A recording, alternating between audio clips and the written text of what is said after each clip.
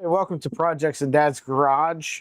We're here on the Makers Making podcast. This week we're joined by Jonathan, the heathen, Mr. Maker Millwright, live from Canada. How are you doing up there with those wildfires, brother?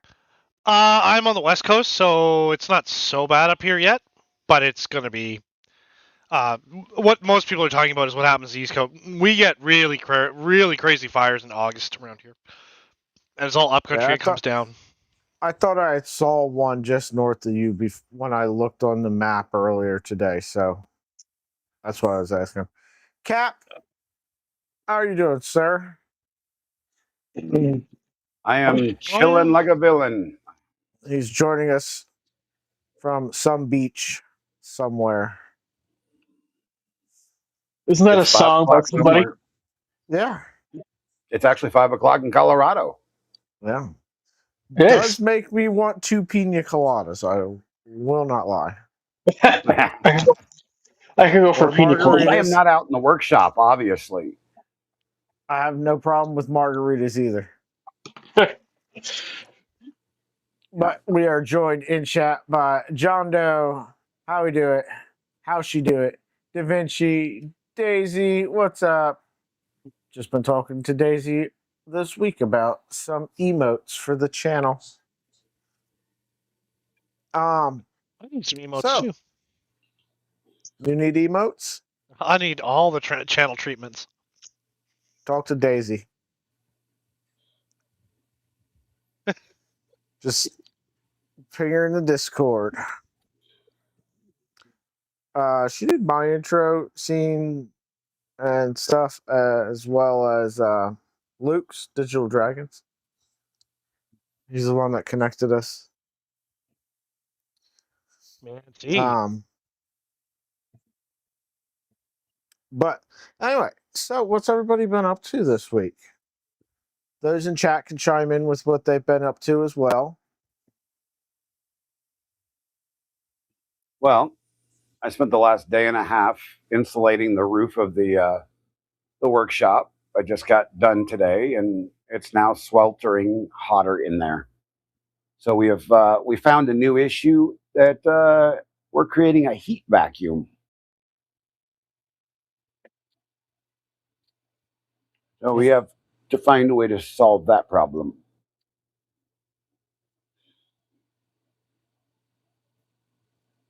I am in a much vacuum. opposite. What do you mean by heat vacuum? I don't know. You'll have to ask Mr. How you do it. I don't exactly know. Well, basically, the AC unit that I have, because the coils are on the inside, right, and it exhausts that hot air outside, but it sucks all the the all that hot air stays inside. So it just goes up into the ceiling and stays there. Yeah. It doesn't have any. So it The hot air inside doesn't have any place to escape to. Ceiling Yeah. fan. So that's an idea, but it just stays in the building. So if we open the door, it cools off. Yeah. But it only cools off to the outside temperature. So the idea is right now is to take one of the windows out and put a window unit AC in, which I have, thankfully. So I'm going to attempt that tomorrow. I thought you had a window unit AC. No, I have you're a using a indoor portable PTAC unit. You're using a portable. Yeah, unit? the portable PTAC. Yeah. Oh. So yeah. Yeah, window unit probably work better. So we're going to give that a shot and see what happens. Yeah. The sad part is I'm going to go from 12,000 BTUs of cooling to 5,000 or 6,000, one of the two. But if it works, it's worth it. But it's a portable AC unit, so portable AC units real felt BTUs in that they put off versus their rating on the side are drastically different. So it's not a big deal. It's like 4 screws to take that little window out, shove it in there, seal it off real quick. I'm just not doing it tonight. Yeah, I know. I don't blame you. So I'll give it a shot in the morning. And frustration at what you have done not working. Oh, frustration? No, I'm just exhausted. So. Easy. Gergman, my power bill was $415 this last month. So, yeah. It's probably even more. So, my work week. So if we're starting skipping since last Whip Sunday. So Monday we worked on, it was a Make Monday. We worked on the book, the new book coming out, Twisted Spire, source book for Darkstar Chronicles. We released some models.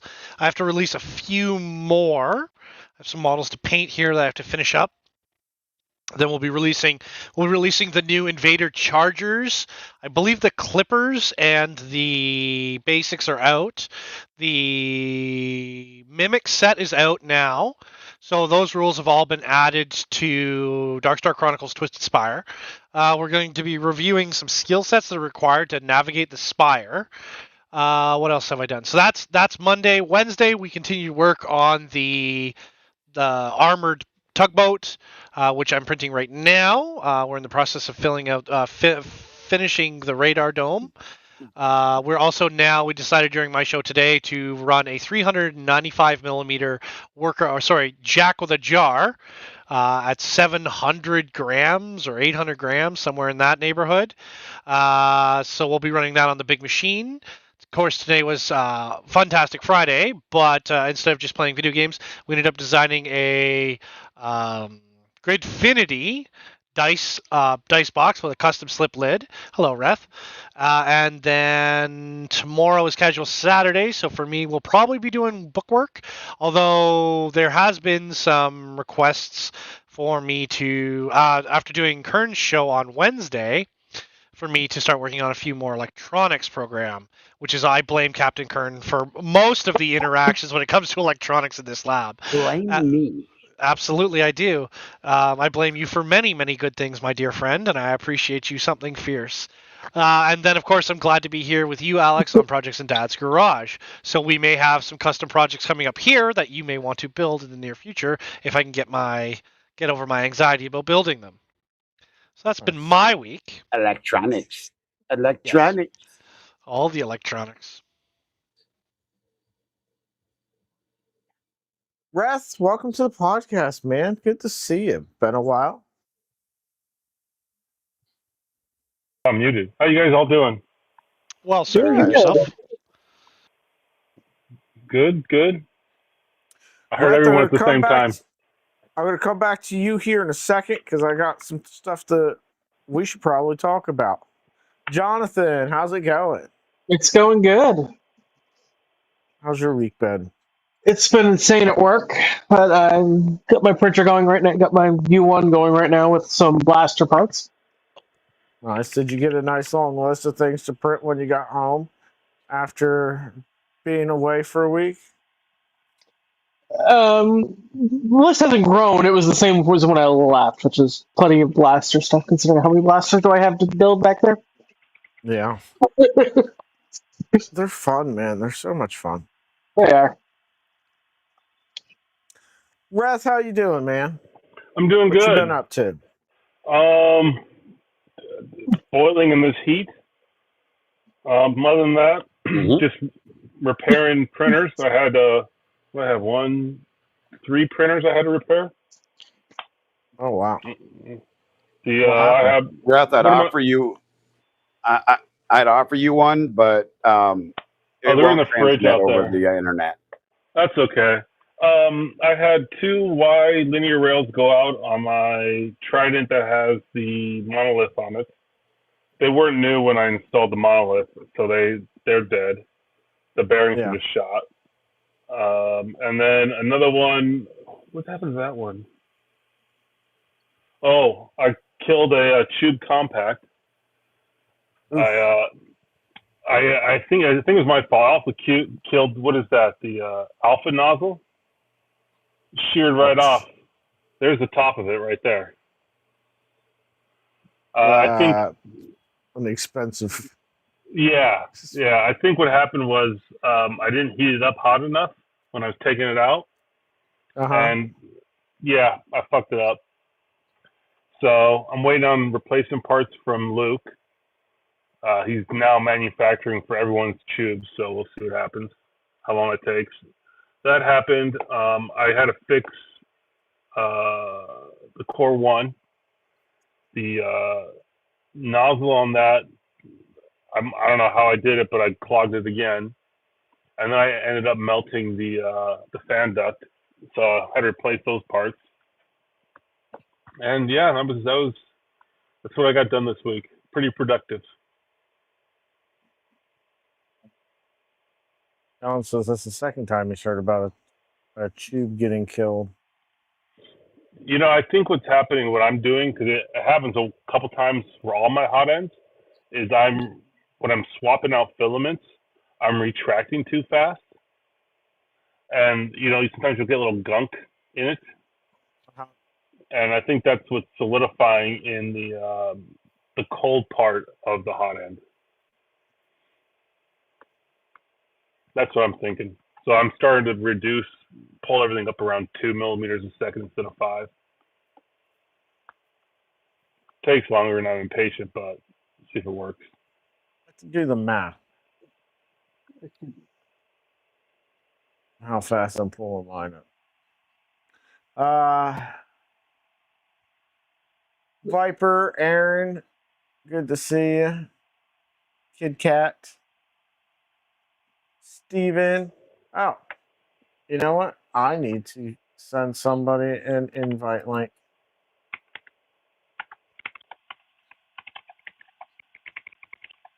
Maybe. You see it, right, Aaron? You see it? Let's see. Well, on YouTube, so I can't bring it down, but it's there.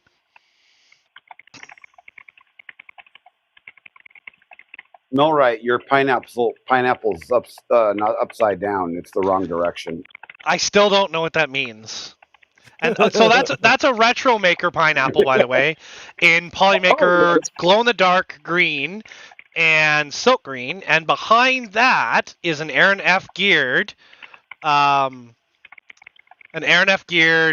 is the blaster that Boba Fett uses? That's Boba Fett's blaster, and I was just showing off the custom lightsaber that was designed by Aaron F Gear for myself, with the included kyber crystal inside. That's sweet. Yeah, he's a hell of a designer. I think he's taking a break right now, but he is a very, very good designer. And actually, this is very special because this is the E3 blaster. The E3? Yeah, okay. This is a very special because this is all painted by me. So it's Cosplay PLA from Polymaker, and that's Cope Polymaker, the first run of the Cope, which is copolyester from Polymaker, with a lava kyber crystal in it. Fett is the goat. I don't like the new Fett stuff, but I do like the old Fett stuff. Although it does need washers now because I've over-tightened it a couple times. But that was custom made by Aaron F. Geared. He's here in chat, and I just wanted to show off his stuff. It's very rare that people get to talk about him as a designer. And I can't show the E3 because we're on YouTube, or else I'd pull it down. Oh, is that what that means? Oh, okay. Well, I am not that. Oh, did you? Viper, you had to give it away. Dang it. Yeah, verbal. You know me, like just whatever works. Send it. You know me. I'm always into experimenting and working with whatever, right? Like I just need motivation for it. By the way, my merch just came in. I don't know if you guys saw that or not. My new jacket's in, and my T-shirts are in, and they look awesome. I'm actually really impressed with the screen printing on it. That's awesome. It's so clean. DTF, which is direct to fabric, for those that don't know, Has nothing to do with pineapples. Is fantastic. It's just this is the stuff I got off. So this is from not Foursquare. I got this from this is done on the merch through Streamlabs. So it's a little more expensive, right? But just the quality, I was just shocked at it. And of course, I made this. I made this on stream. and then of course, my jacket with the warning. I would, well, it might be, it's slightly inappropriate, but I imagine that a certain individual with the last name Clinton knows exactly what direct to fabric means. Is it direct to film? I thought it was direct to fabric. I thought it was film too, but that's because it goes film then to fabric. Because you print on the film, then you put it on the fabric. But I just like to say I didn't expect the quality for the price. I was like, oh, this is quite expensive, and then I was just blown away because it's like jersey material, and I just like literally blown away by the quality of the print and the quality of the material. I would be wearing it right now, but I wore it on one of the hottest days here in Vancouver. It was like 41 degrees here in the lab, so it's a little bit on the stiff side, if you know what I mean. And then, of course, I have my jacket, which we will be wearing at events. All this stuff was pre-ordered with my hopes to going to Lone Star, but I don't think Lone Star's in the options for me right now. Yeah. Wrath, are you headed to Lone Star? No. All my money's being taken up by going to Vice in Portugal. Oh yeah, that's right. So you fun. had your nozzle come out. Yeah. Last we spoke. How's that been going? I guess it's been going good. I'm not exactly sure on the sales numbers or anything like that. That is not given to me. No. Yeah, but nobody's DMing you, yelling at you, cursing you, or anything. I got one person with a help ticket right now for not being able to read the 80XL. Really? But I'm imagining that's going to be a config SPI bus issue or something like that. Yeah. They didn't install. Was it numpy that they have to install or whatever? No, this is more of like using an accelerometer query. So I'm waiting for the person to respond back, but it could be that the command lines for accelerometer query, when you have multiple chips, so you have multiple chips enumerated, it might not be clear. So I'm going to try and get them just to change the resonance tester 80XL and do it that way. Okay. Some more troubleshooting. Yeah. So that's the only one so far. Everyone else has been the SPI bus on Calico is different than the config because the config's for Clipper. So they have a slight difference in how they name it. Okay. But nothing major. I had no real complaints. So that's good. I think that's exciting. You're like way too chill about that. It's really annoying. you should, like you guys like this is a big deal. Like like it. One, I'm very easily excited. Fair enough. But that's a really big, because I've shopped around dryers, I've shopped around basic designs for hardware. Nothing has ever gone anywhere. And you have a brand new system to market, and you're like, no. And only one complaint. Oh no, one complaint about the operation. You should be excited. I'm excited for you. You know what? No. Before you say nothing, everybody get your drink. Drinks up.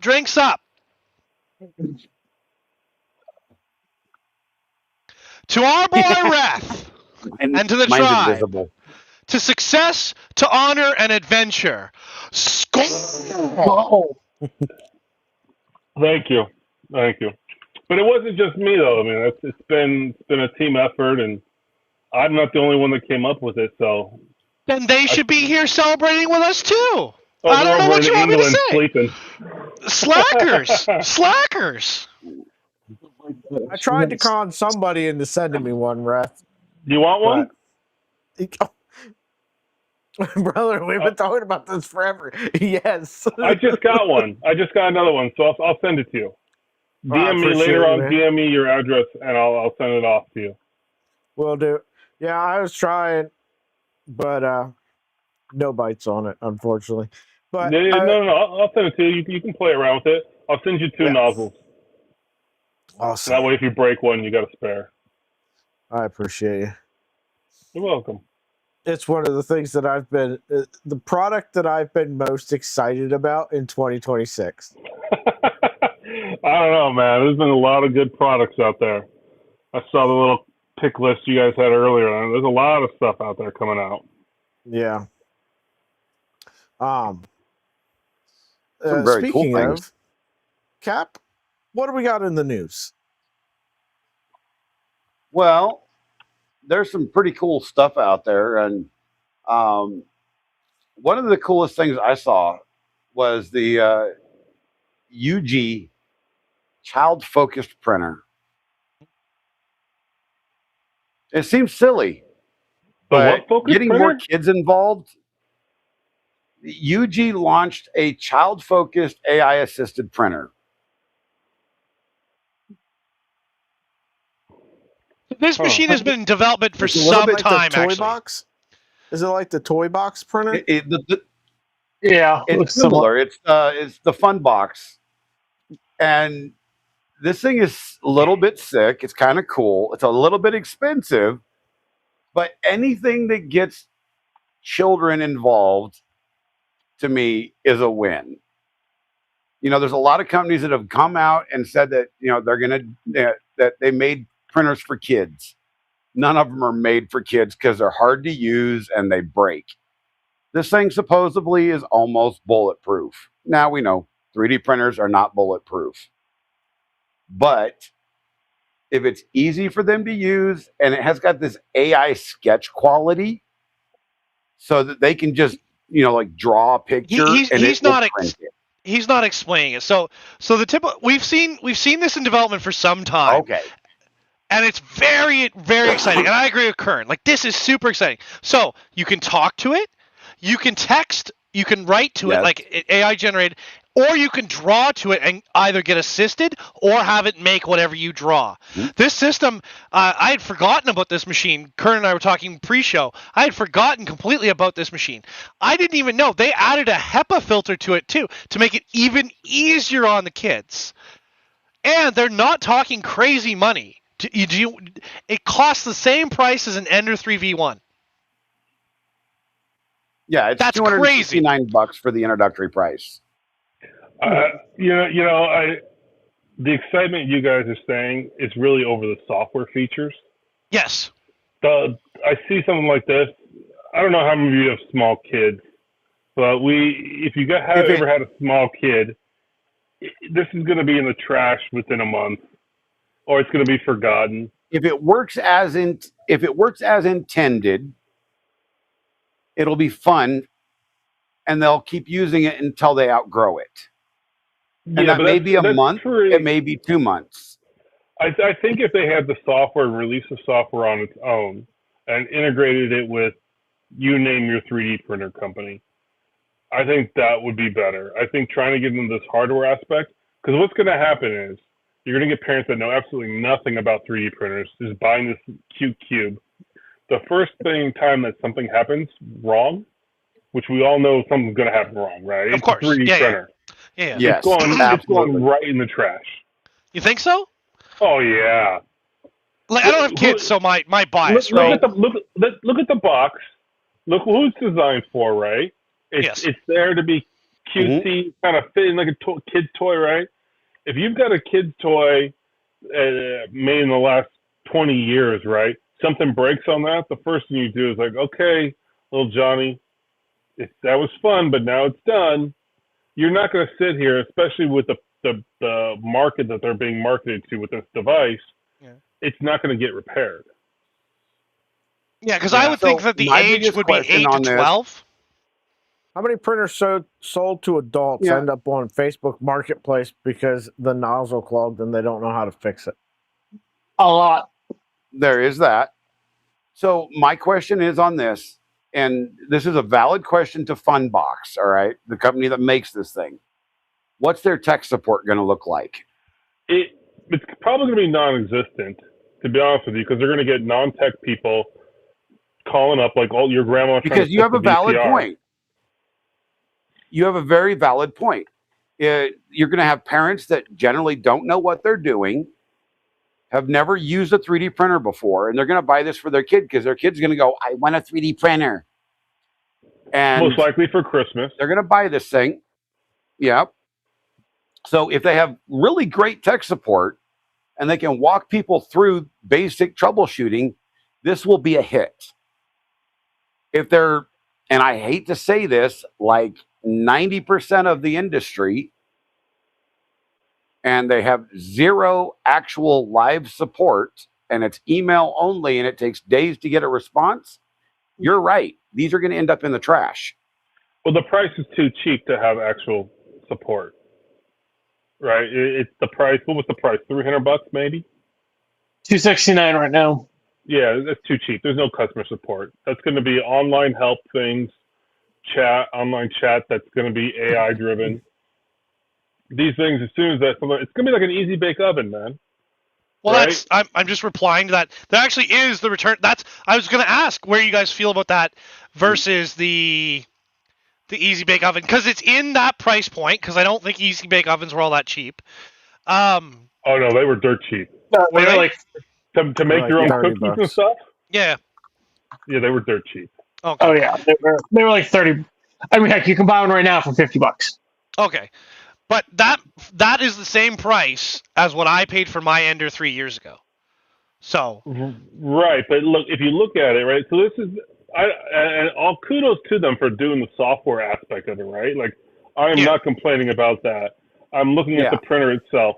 This thing is going to be like a PC, like a trying to take something apart that's all been press fitted together with plastic hinges. You get a nozzle clog in this thing, you're done. Yeah. You're done. And the nozzle clog in something like this could be from buying the wrong filament. Yep. So I'm all for the software. I just don't think the device itself is. Yeah. The device we don't know anything about. The whole aspect of the software side of it is what is getting me more excited, because it gives kids an easy aspect way to get into our hobby. I fully agree. I 100% agree with you. Yeah, I disagree with the entire it gets them, of it. Different reasons. I disagree with Let's go, Bob. Let's see what you got. Well, I mean, think about it. We've got a item that heats up that we're marketing for children. We have something that could potentially, if they're not built right, be a fire hazard, marketed, put in a child's bedroom. And I don't know how your children are, but most of them that I've seen do not have clean bedrooms. There's all kinds of issues with it that I think the printers are not intended for children yet. I think there should be under adult supervision and marketed as such. Well, this one says 4 to 12 years old, just to let you know. I'm looking at the press release. See, that's my problem with it. Well, yeah, that's too young. Let's be honest. Any responsible parent. Don't fall back on that. Don't fall back on that. I mean, they said the same thing about internet, right? A responsible parent would watch what their kids are doing on internet. I'm not gonna fall back on that. Anybody that would put this in the living room or something, that way the parent could actually keep an eye on it. If they wanted it, you overestimate how much research a parent is going to do when buying a toy for their child. Yes, I do. Can we show the audience what that box looks like? But I think that's really what the way that they looks like an easy bake for sure. Yeah. Yeah, the way they're designing it, the way that it's being marketed and shown, it is not something that a parent that's not into 3D printing is going to realize that this has to be actually looked at, not put it in the kid's room. It looks like a toy. Let me ask this, right? Bob, Reth, what do you think if instead of being a standalone product, like you said earlier, it was a software thing? What if it was something like all the other, like, you know, things that Bamboo offers, where it was just like a hey, this is also something you can do with our printer, you know, in addition to I think their that is the I think this company is going the wrong path.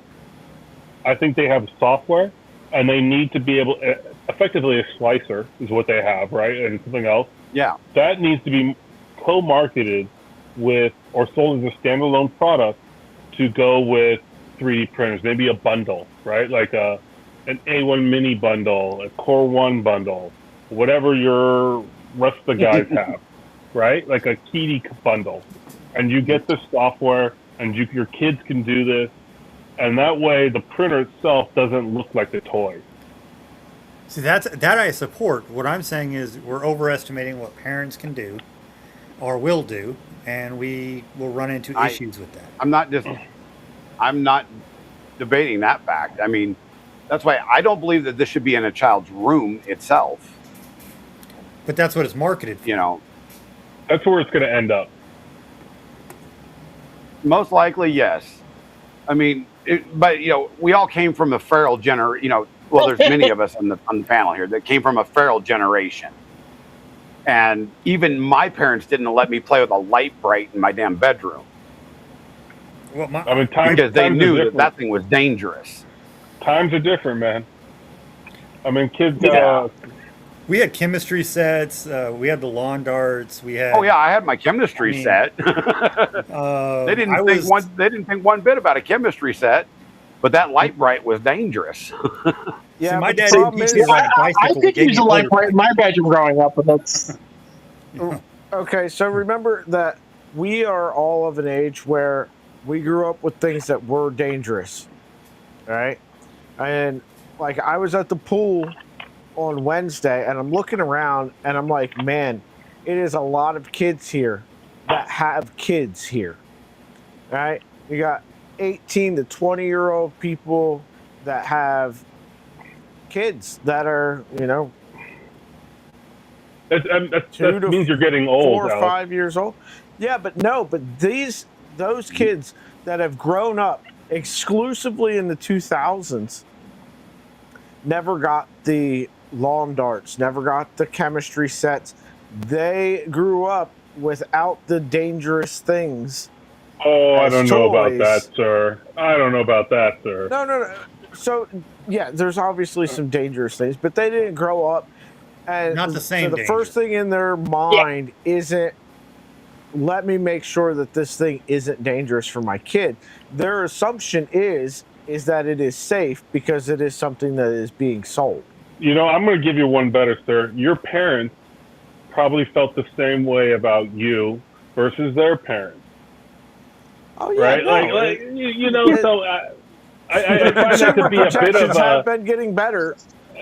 I find the argument a bit of a fallacy, right? Because every generation of kids, every one of us, have our own unique dangers, right? Yeah. Maybe it's not in a consumer product, maybe in something else, right? So these kids may not have a consumer product danger, but they may have a AI, posting nude photos of them danger, right? It changes. It's not the same dangers that we had when we were kids.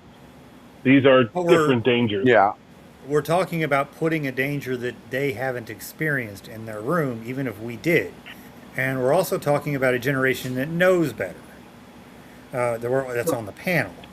We know what's going to happen. There's going to be house fires. Yeah. Potentially, yeah. If they put clothes on top of it because they forgot about it, and then it's AI driven, so when they start it up with the wireless on their cell phone. Yep. Potentially. And then what does that do? It puts in the news that a 3D printer started a house fire, that some little kid died because the fire started in the kid's room. Right? And then all of a sudden you've got a whole lot more government regulation and overreach. I'm agreeing with Built Over Bot here that this probably, as printer, is probably not best. I don't I don't disagree on the printer side. Like I said, the software side is where I'm excited about. I 100% agree, but they're trying to do this bundle thing, most likely. That they probably know that too. The printer is dangerous enough because of the way they're marketing. I don't think the printer is dangerous. I'm saying the way they're marketing it is dangerous enough that the software is going to crash. And the software I would be excited about in any other package. That's the way I feel. Mm-hmm. I think it should be unbundled and offered as a feature. Sell it to fucking Bamboo. Sell it to Creality. Or it could be somebody. a standalone thing. Like what's the one with the multicolors? God. No. The guy you see him at all the rep reps. Uses the TD1. Oh, Ajax? Qforge? Qforge. It could be like Qforge. Yeah. A standalone product that will give you the slice and boom, there you go. Yeah. That you got to know about 3D printing before you're going to find that. There needs to be an order of operations where, in order to come across this software, you need to already be in the 3D printing. That's what the marketing. That's what the marketing versa. budget's for. You know, you give away a couple licenses to creators, and you get the tickety tops going. I'm just saying that needs to be the order that parents find out about it in. They need to find out about this software because they are 3D printing, not find out about 3D printing because of this software. I'm actually fine with the marketing the software is for kids, but when they start putting the printer as if it's for a 4-year-old to 13-year-old, that's where I'm scared of it. You know, the software is fine, but if I saw something for a 4-year-old, I wouldn't think of, hey, I need parental supervision here. Oh, you just send me one. Send me one. I want it. Let's just not pick on Funbox. There is a number of these printers already out on the market, by the way. Yeah. That are Toolbox is another one. Looking. You know, that look like toys. You know, you can go to Amazon and go find 5 or 6 of these things. Oh yeah. But you know what got me on this one is the fact that it's got a slicer that is made for kids. Yeah. That's the part that's exciting toward getting kids excited about building. Yeah. And I was like, this is kind of cool. Yeah. Because it's an entry level to get them into this. It's also, though, I'm gonna play the devil's advocate here again. It's also a hindrance. And the reason I say it's a hindrance is I agree it gets kids in and it gets them excited, but it's like everyone that started learning Tinkercad, right? Tinkercad's great for kids and for learning about stuff, but it doesn't really translate, right? At some point, you've got to go from Tinkercad to Fusion to AutoCAD to something else. And that transition, if all you've known was Tinkercad, that transition becomes an even greater uphill battle. And so, in some regards, I would agree it's easier to get them into it, but they also hit a block faster. Because now they're like, what they have to get across this learning curve hump. It's not a hockey stick, it's a hump. So they're kind of in this trough of easiness, and to get over that and back up. So I agree, but they're also, sometimes it can be too simple. There's this balance that we're going to have to figure out, you know, getting them in at an early age, and then where do we cut them off and make them actually use Orca. So, I think like CAD's going to also change too. You're going to see some more newer CADs come out that are going to function more like Tinkercad. So I disagree with the Tinkercad. And also, I've seen guys build amazing things in Tinkercad. Is it my program of choice? No. We use Blender primarily. And even it's got its weaknesses that we're trying to overcome. So we can all say one thing's hard on the other. But Tinkercad, I don't think is in the same ball game as a fire hazard in the kid's room. And a printer's not a fire hazard by itself. But we all know that if you start throwing clothes and put a bunch of clothes on top of a 3D printer and fire it up, you're asking for it. Yeah. You know, you start spilling things on top of a 3D printer. You start doing all Yeah. this stuff. We've got a fire hazard. Yeah, it's. Hey, but at least I picked a good topic for the first one. Yeah. Send So me I one. wanna Send me one. rewind That's all I for can a say. minute. I want to rewind for a minute because Build Over Bot, right when we were going into this, asked for a little bit more detail on what your reticent nozzle was, Reth. Oh, give me a second. This is the one I'm going to send you, by the way. So, it's basically an ADXL in the nozzle. So instead of using the tool headboard or Beacon Carto or screw-in nozzle, the ADXL is actually right there. I'm just going to get it closer. So there's the ADXL, and it's in the nozzle itself. And you can tap with this nozzle anything you want. It doesn't print though, right? Because that'll burn out the chip. And then it connects with an FFC cable, I believe it is. Yeah, FFC cable, regular standard cable. And this is a generic cable. You can buy these 8-pin. You can get them anywhere on Amazon, and get whatever one you want. And then it has a little board, little testing platform to connect to, and that's the whole nozzle. That's the whole system. Did I answer that, or do I need more? A little bit more on the board there. It's got the ability to hook up multiple ADXLs. Okay, so let me see if I can get this in the shot. So this is probably something we need a video on, basically. There's an ADXL1, ADXL2. So LDO already sells a ADXL board. They put it as part of their boron kit, and it's just called the LDO ADXL. It has the same pinout as the nozzle, so you can do a nozzle probe here. Then you can get another ADXL. If you have a bed slinger, you can put it on your bed with the LDO ADXL, or you can put it on your bed for measuring Z, because Clipper now allows you to have Z input shaper. You can use it for that. Put it anywhere you want. We also have another pin out here for another SPI port. So if you want a third ADXL, you can do that. And both Clipper and Calico allow you to measure as many ADXLs at the same time that you want. And then there's temperature sensors here. The idea of the temperature sensors was to put them on an all-wheel drive or four-wheel drive or quad-wheel drive, whatever you want to call it, on all the motors, run a speed test and kind of get a measurement on that. That was the idea. And then there's a whole bunch of other breakout pins you can do whatever you want with.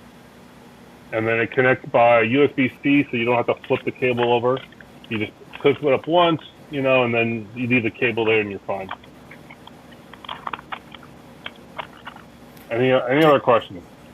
No, I actually did not know what it was. I know somebody said it was on Steve Builds. I've been busy doing some stuff, and I haven't been up to content, so I have missed this one. So I do apologize. No worries. It's just I'm sure I'm not the only one who's missed all the channels on some of this.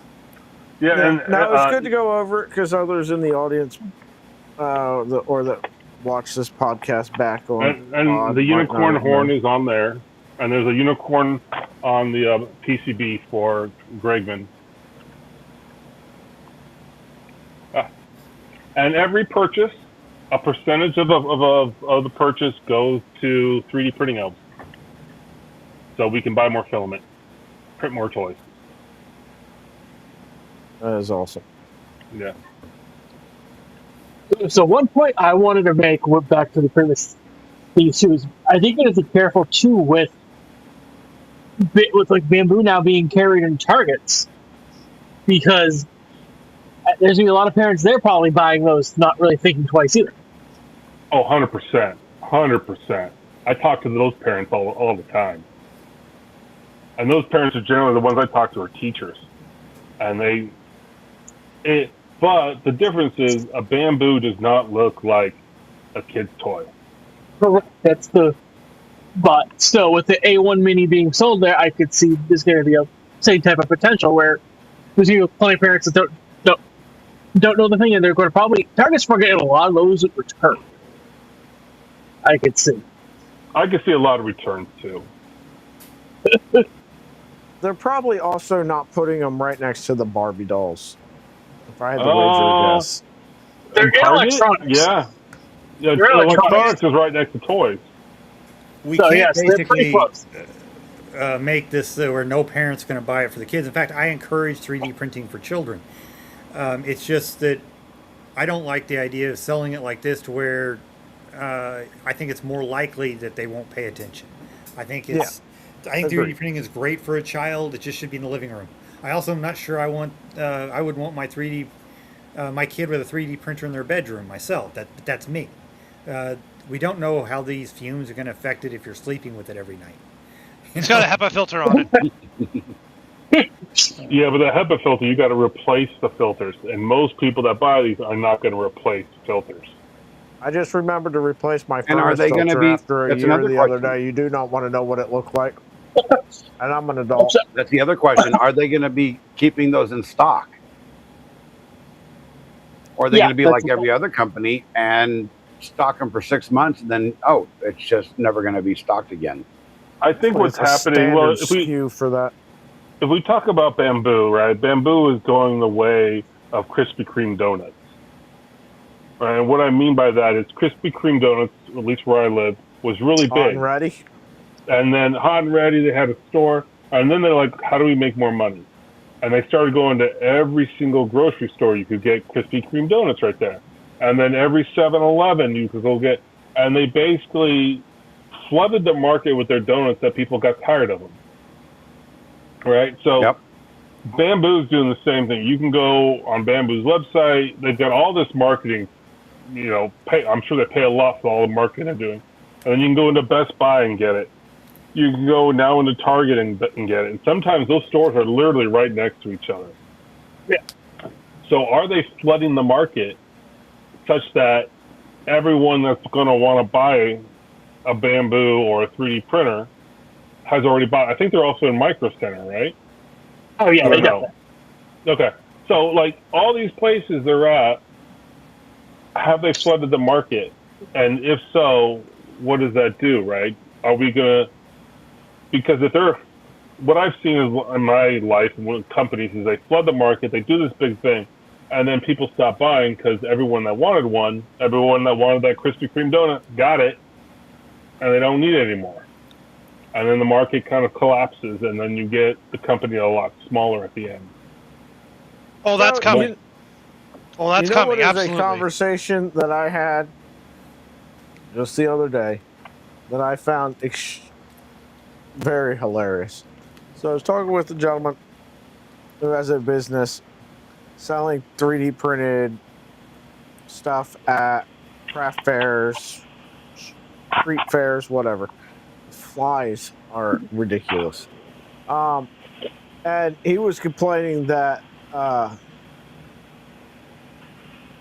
the printers are becoming so ubiquitous that people aren't buying his 3D printed stuff because they've got printers at home. And I'm like, what do you think was going to happen? How'd you find it? Right? Like, did you think like there was a monopoly, that it was going to be some mystery as to how, these 3D printed dragons were showing up at events, and people weren't going to go, oh, what's a 3D printer, and go buy one if they really wanted to? That's what 3D Musketeers has been saying for, since I started watching them. Joel Telling just did a video on Instagram showing off 3D printed stuff at a store. It had a triple stacked spindle display, and it had, $18 for the big ones, $8 for the small ones. It's just on Instagram. Yeah. What do you think was going to happen? I'd like to point out that EV Mux did it again. That was not Alex. What? Did EV Mux drop out again? No, it typed as you when I made a comment. Oh, jeez. Oh yeah, it's because you have like admin permissions. But it still should be typing as me because I'm logged in as me. Yeah, I don't know. We're also streaming I don't live know on either. Twitch this week as well as YouTube. Yes, we are. I'm really close to making Twitch affiliate. Hello, Twitchies. Yeah, we need a few more over here on Twitch. We got right now we're looking at 4, 3. Do I have audio, guys? Yeah, you do. Yeah. We can hear you. You can hear. Yeah, y'all. We're going to go to the item 2 on our agenda here, sirs. We could. I ought to pull up the Read her agenda. out. I have no idea what this is. A car S1 Kickstarter? I have no idea what this is. Oh, that thing. The car S1.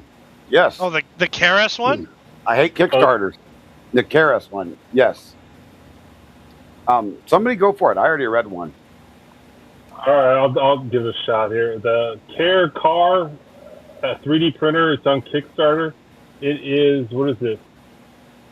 I'm trying to see here what's so special about it. A high temp machine with the ability to print at 550 degrees on the hot end and 150 degrees on the bed. And the idea is to be able to make green state product. What are they saying it can print? What material? It'll do all Everything. engineering and metal bound, so like green state materials. So materials that have to be, sintered and things like that. It's the idea is to get you into being able to process green state items. What does it cost? Oh, I believe it's 2,500. What it says here, 2,500. Yeah. no, I you know what? I'll let you guys buy it. The problem is you can actually do green state materials a little bit lower in temp. There are some higher temps plastics, but at that point you're better off actually doing investment casting than green state because you're more accurate on that. Yep. Or what is it? The metal powder? Is it SLS? Well, that's sintering. It's similar. This be an FDM version of SLS. Yes. It's basically going Link to be is a posted for the force Twitch in chat, item. by the way. It's Go follow. I'm trying to think. Basically, it's got metal powder in it that you melt together a little bit. It's not going to be a perfect part, but it's better than nothing. Well, So you can I'm sinter green state, right? I'm looking at the process flow on their Kickstarter. This one has to be sintered too. Yeah, Yeah, because it's So a green you- state machine. but you can do. What does that sintering mean, with green state? What does green state mean? So means green you state actually is, heat it up. well, it's like making an object, and it's not finished. So it'll be hard, but it has to be heated and then sintered to pull out any impurities, to pull out any oxygen. And there's actually a shrinkage coefficient of like 3%, I think. It was the last time. What is it, Bob? What is it, 3 to 10 typically? Yeah, it's 3 to 10, Yeah. but it depends on the material. Yeah. Yeah, the last time I tried it was 3% shrinkage, but it Is it? doesn't make a perfect part. It technically investment casting would be a superior product at a lower price And point. but investment casting is expensive to get You could the actually mold. do You investment gotta- casting at home. Well, no, I used to do it, but it's the mold making process that's expensive. You're gonna have to get a machine to make your wax mold. You're gonna have to get a burnout oven. Then you're gonna have to get a melting oven. But you need all that to do sintering. Yes. No, so sintering you just need a little. Well, you need an induction You can coil get in outside a with the bin. burnout oven on sintering. Yeah. But by the time I you're mean, done isn't it? with the material cost, you're there for investment casting. Look at the material cost on the sintering materials. You're already there at investment casting. It would be cheaper. The only looked issue into I'd have, Isn't the only the- thing I would the say best differently is the analogy- mold making cost. The mold making cost would be a lot more expensive with investment casting, especially depending on the part. Really? Not really, because like one, you now have 3D printers that print wax, and Yeah, there's but no. You're looking at it different, because if you could do that, then you would just use this machine. The reason you would go for investment style casting is because it's a near perfect mold, right? There's no layer lines in it. No. You have very minimal. Most investment casting, like sand cast stuff, you atypically machine. No, we're not talking sand casting. We're not. No. So investment casting is a lot finer powder that you use for the investment than sand casting. So sand casting, you're right. You're going to get rough, like usually for steel, pig iron, rough castings that you need, like things in the streets and stuff like that. But investment castings, which you use on jewelry, specifically, lots of jewelry, dental. But you're still going to have the layer line issues. Yes. You don't have layer lines in it. With this machine, we will. And remember, you're when you're sintering, you've got a coefficient of shrinkage anywhere from 3 to 10%. So you run into that opportunity. The idea with this would be is doing more precision, right? I don't think this is designed. This machine, I don't think it's designed. I think it's designed for peak and pack and other undeveloped materials that exist in the market, but allowing you to make green state objects for sintering. And I think their hope is that you'll be able to do aluminum with it, with some sort of weird aluminum alloy. Because remember, you almost can cast, because what's brass? Brass is what, 780?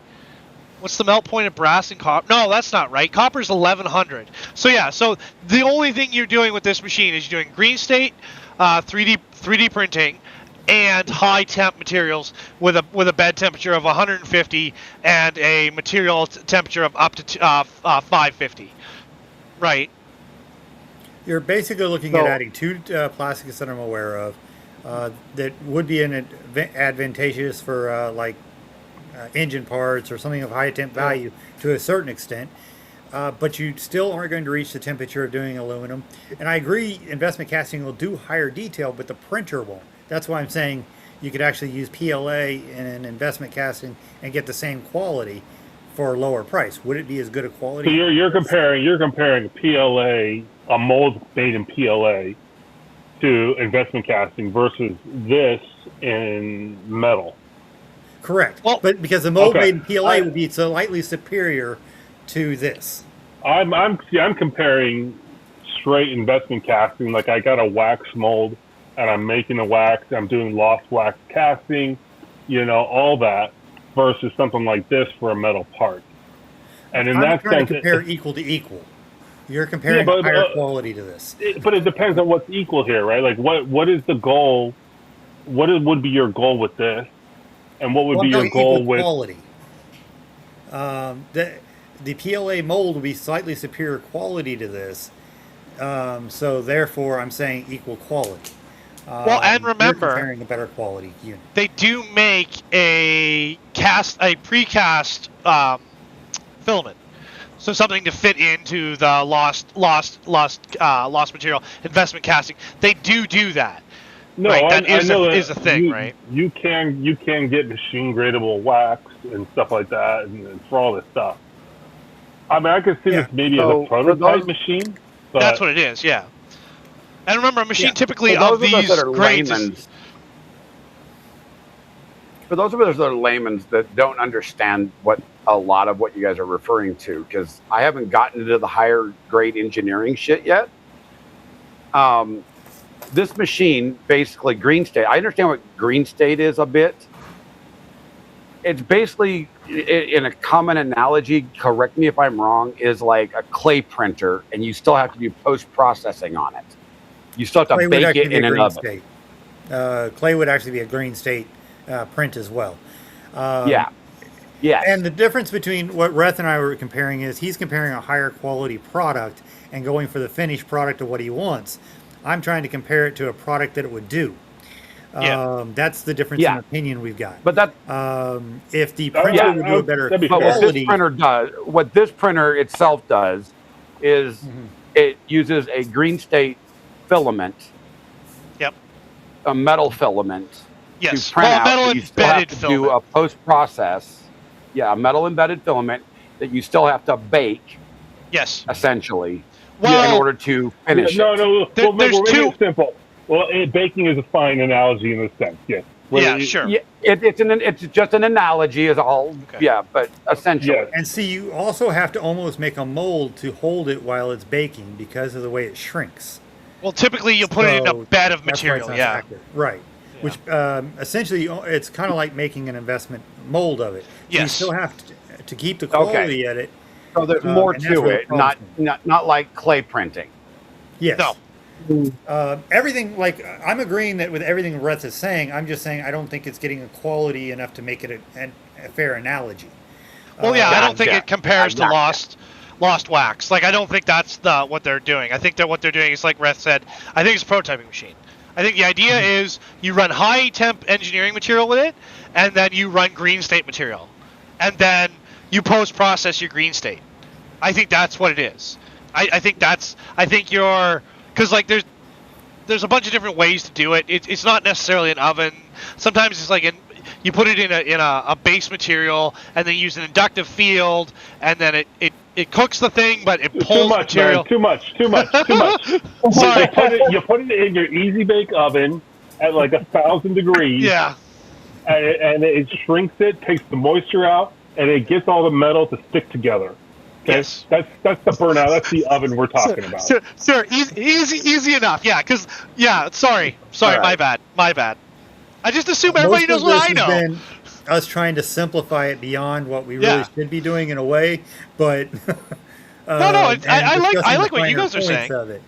I think there's limited. People like it, just in general, right? If we just talk generally 3D printers, people like saying I can print PEEK, I can print these engineering materials.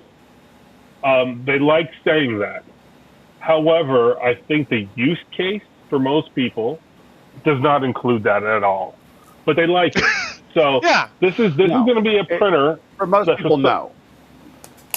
Right, this is going to be a printer for someone who every now and then can afford the couple $100 for the filament to print something. And it's, Now- go ahead. I think it's more I for was the gonna guy say, claiming. I know that the automotive industry, especially smaller batch companies, will jump all over this thing. Yeah. This If it replaces a can do what they say $10,000 it can machine. do, at easily. first, 'Cause but it's gonna the quality of it's crap. I have a number of friends right now that The quality of the print is crap. It's going to be pitted. It's going to look absolutely horrible. So I've centered stuff. The 3D prints. The quality of the print. That's why I was trying to compare it to investment casting. The quality is absolute trash. It's pitted. It's not something you could sell as an automotive part. This is something you can brag about. Tell your friends you can print in metal, and not do. Yeah, without actually printing metal. But outside of the metal side, outside of the metal, printing, regular engineering filaments at high temps. Yeah. A $2,500 printer. If this prints the way they say it does, this is a win for a lot of people. If it works, the way they delivered. Yeah, all the usual Kickstarter the way stuff. they say it does. Yeah, but it prints PEEK and PEC, right? And then the weird nylons, and possibly a UHMW product. But if you really wanted to, you could spend the same amount of money, just trick the hell out of a Voron, and you could get it to print the same material for the same amount of money. You could, right? And or you less. have it today, or less if you already have a Voron. Technically, a superior machine. Voron would be a superior machine. You could put a better filtration system in it. Let's just be real. A Voron's in every way a superior machine than this will be.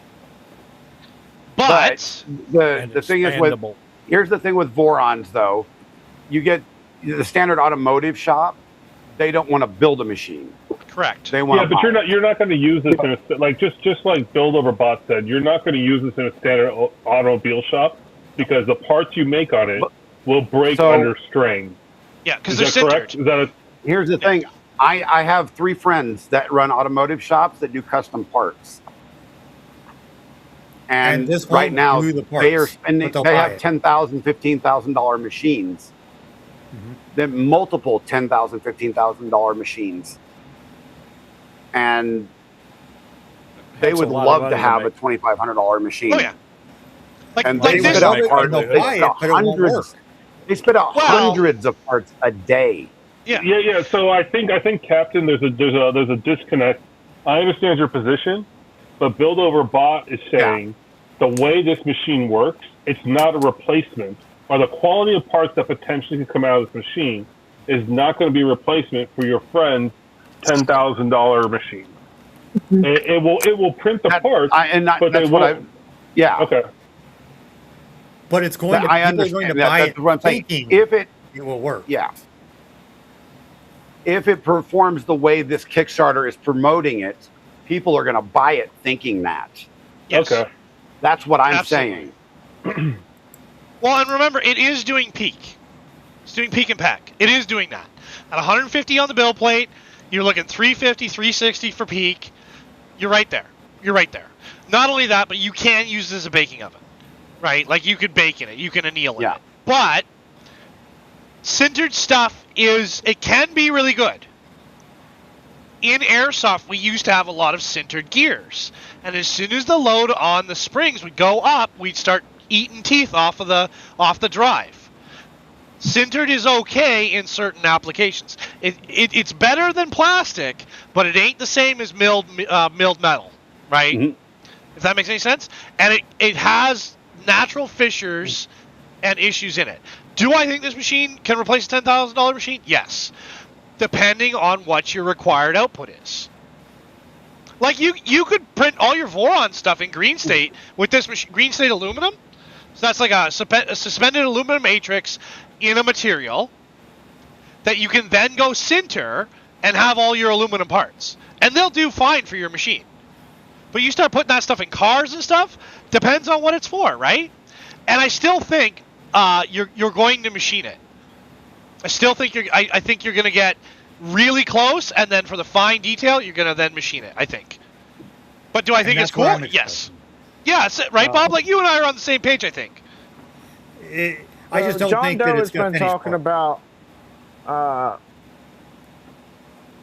kind of like lost wax casting, but using PLA, which people have been doing for a little while now. Yeah.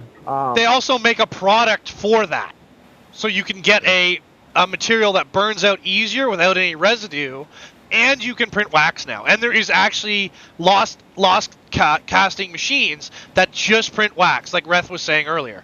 There are machines that you would straight up just print a sprue, everything, and then you can cast your investment material and then cook it out in an oven. Like, it's a thing. Yeah. I think this machine hits a weird part in the spot in the market where the people that need metal parts, small batch custom metal parts, this is not quite to the point where they need it to be. I think this Where machine's going to be another pipe dream. Where this sits in the market is something you buy to put in your shop so that you're cooler than the guy who lives next door to you. I already am. I think it is a marketed machine to overhyping what it will do, and it won't deliver, which basically means that I wouldn't recommend it to anybody. Now, will it? I wouldn't recommend a Kickstarter printer to anybody. I would recommend anybody buy a Voron to where they could actually do it if you're going to try to do this. You know, that thing can still burn your house down too, right? Like, a lot of people are missing the point of how friggin' hot that thing is going to get. That thing gets hotter than your oven. So would a Voron if you set it up for that. I mean, that's fair. Somebody who does 500C. That's what I'm saying. Like, that thing, like, that's a real machine. Like, it's no joke. It's like what you got, Alex. It's no joke. It's serious business. So it's not for everybody. And at $2,500, remember, the mid from Solvo will be coming in at about 2,100, something like that. Yeah, maybe Canadian. $1,100. Yeah. Well, 1,100. I think it goes up to 13, 14 with all the options, something like that. Did that change? Yeah. You know what? I'm 1,100 going to segue us introductory here. and then 1,500. I'm going to segue us here to our third point that Captain came up with on our agenda, and that is I did. Entry-level printers are consuming the professional segment. Yep. So just kind of, there was an article written by Carrie Stevenson talking about the professional entry-level printers that are coming out and how industry professional printers, I guess it breaks it down into entry-level, professional, mid-range, and industrial. And entry-level has gained 54% year over year, so that'd be like your Bamboo A1 minis and stuff like that. Your Prusas. Professional, huh? Your Prusas. Your Prusas. Professional printers are down 31% year over year. I don't know what a professional printer is. Well, like a Raise 3D. I could get you some names if you like. Well, what's a mid-range then? Because mid-range is up 1%, and industrial is up 23%. I would call it like Raise 3D. Or, I'm going to put mid-range and professional in the same category.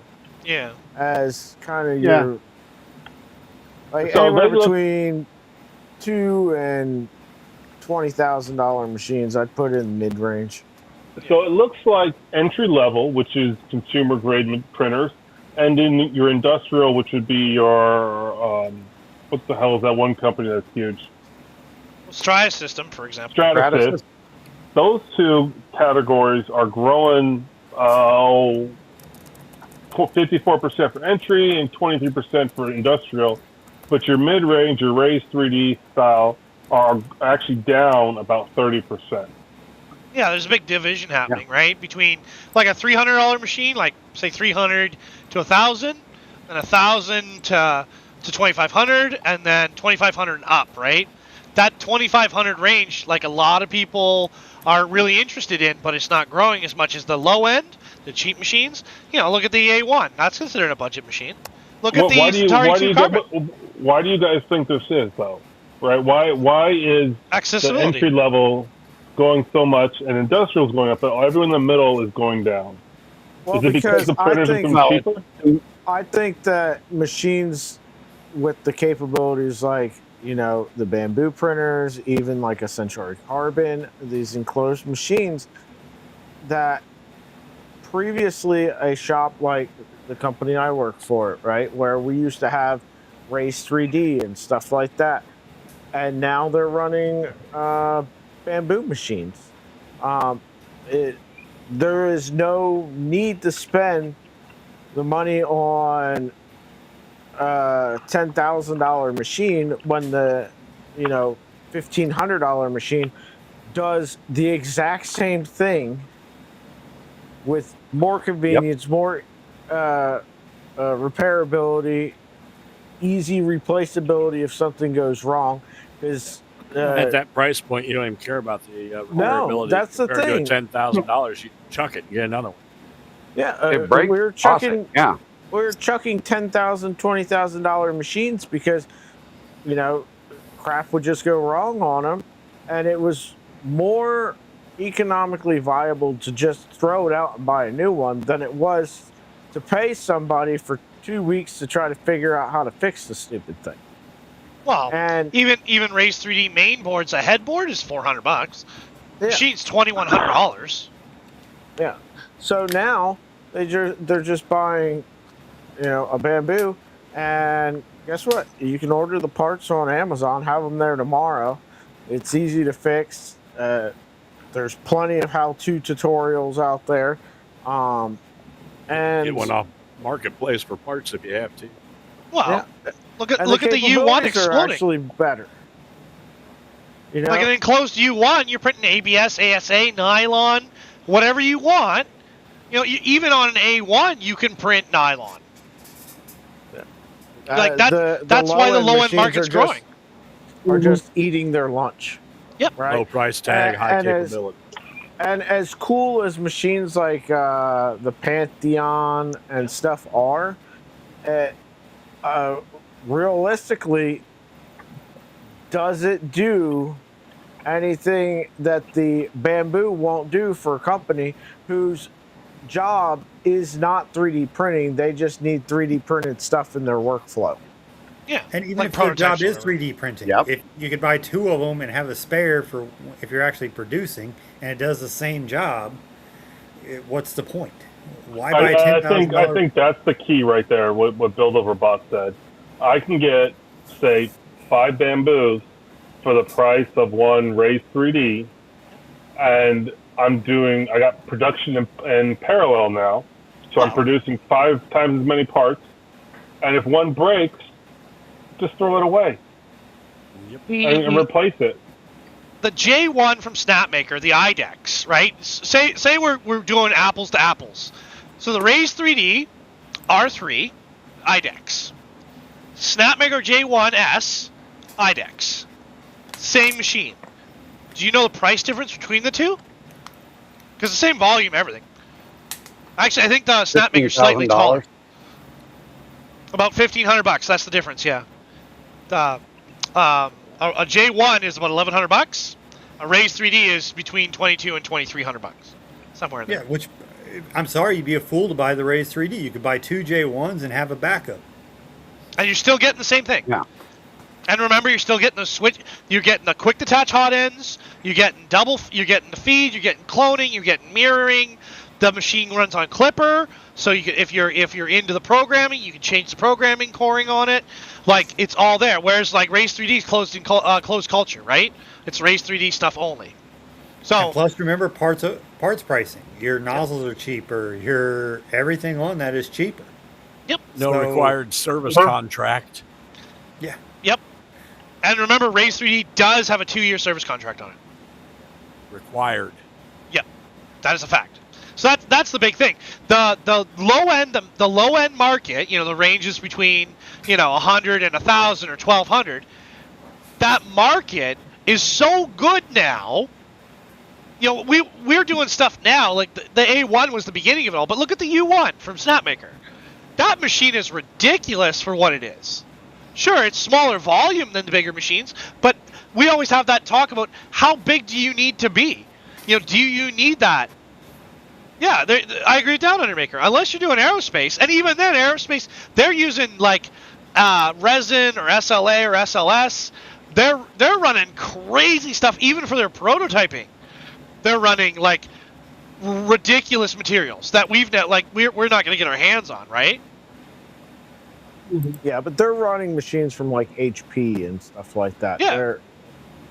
Even most of your HP machines, unless you're running like SLS or something of that nature, I'm sorry, the high-end machines typically aren't there. I mean, and I guess the one we were discussing earlier that does 500 degrees is a store-bought machine's one thing. But Well, I that's also the care. disagree in the idea of not running Vorons where you can actually have parts in stock to repair them yourself at this stage. They're not that hard to build. And if you can't hire a guy who in your maintenance department to build that, then you don't need to do an aerospace manufacturing. Here's a really good one for you. When was the last time any of us heard of anybody buying a Lulzbot? I have one guy in my community that loves his Lulzbot, but not a new one. The last time I heard of anybody buying one was like 7 years ago. Yeah. They cleared some out When they at my first came micro out. center for prices that were so stupid it was hard to say no to. I still didn't buy one. I have one, and it's a dated design. I'll say that. They were so, I think showing it was its the age. Taz, if I'm not mistaken. Yeah. What's that? And they were. So the is it showing its Micro Center age? Was I think a Lulzbot Taz, and it was under $100. But- It's not really No. even that. Not really worth it. Yeah, I think it was still a 2.85 I think filament and stuff like that, but it had been sitting there. The box was I think- plenty dusty. the only industrial printer company that I think still sells actively that I know of is Formlabs, and that's because they switched pretty much totally to resin.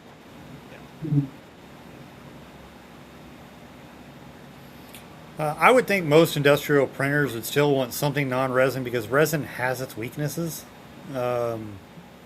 as far as a printing technology. So I mean, it's not. I'm not calling it end of the world bad, but there I are think, things you wouldn't want in UV resin.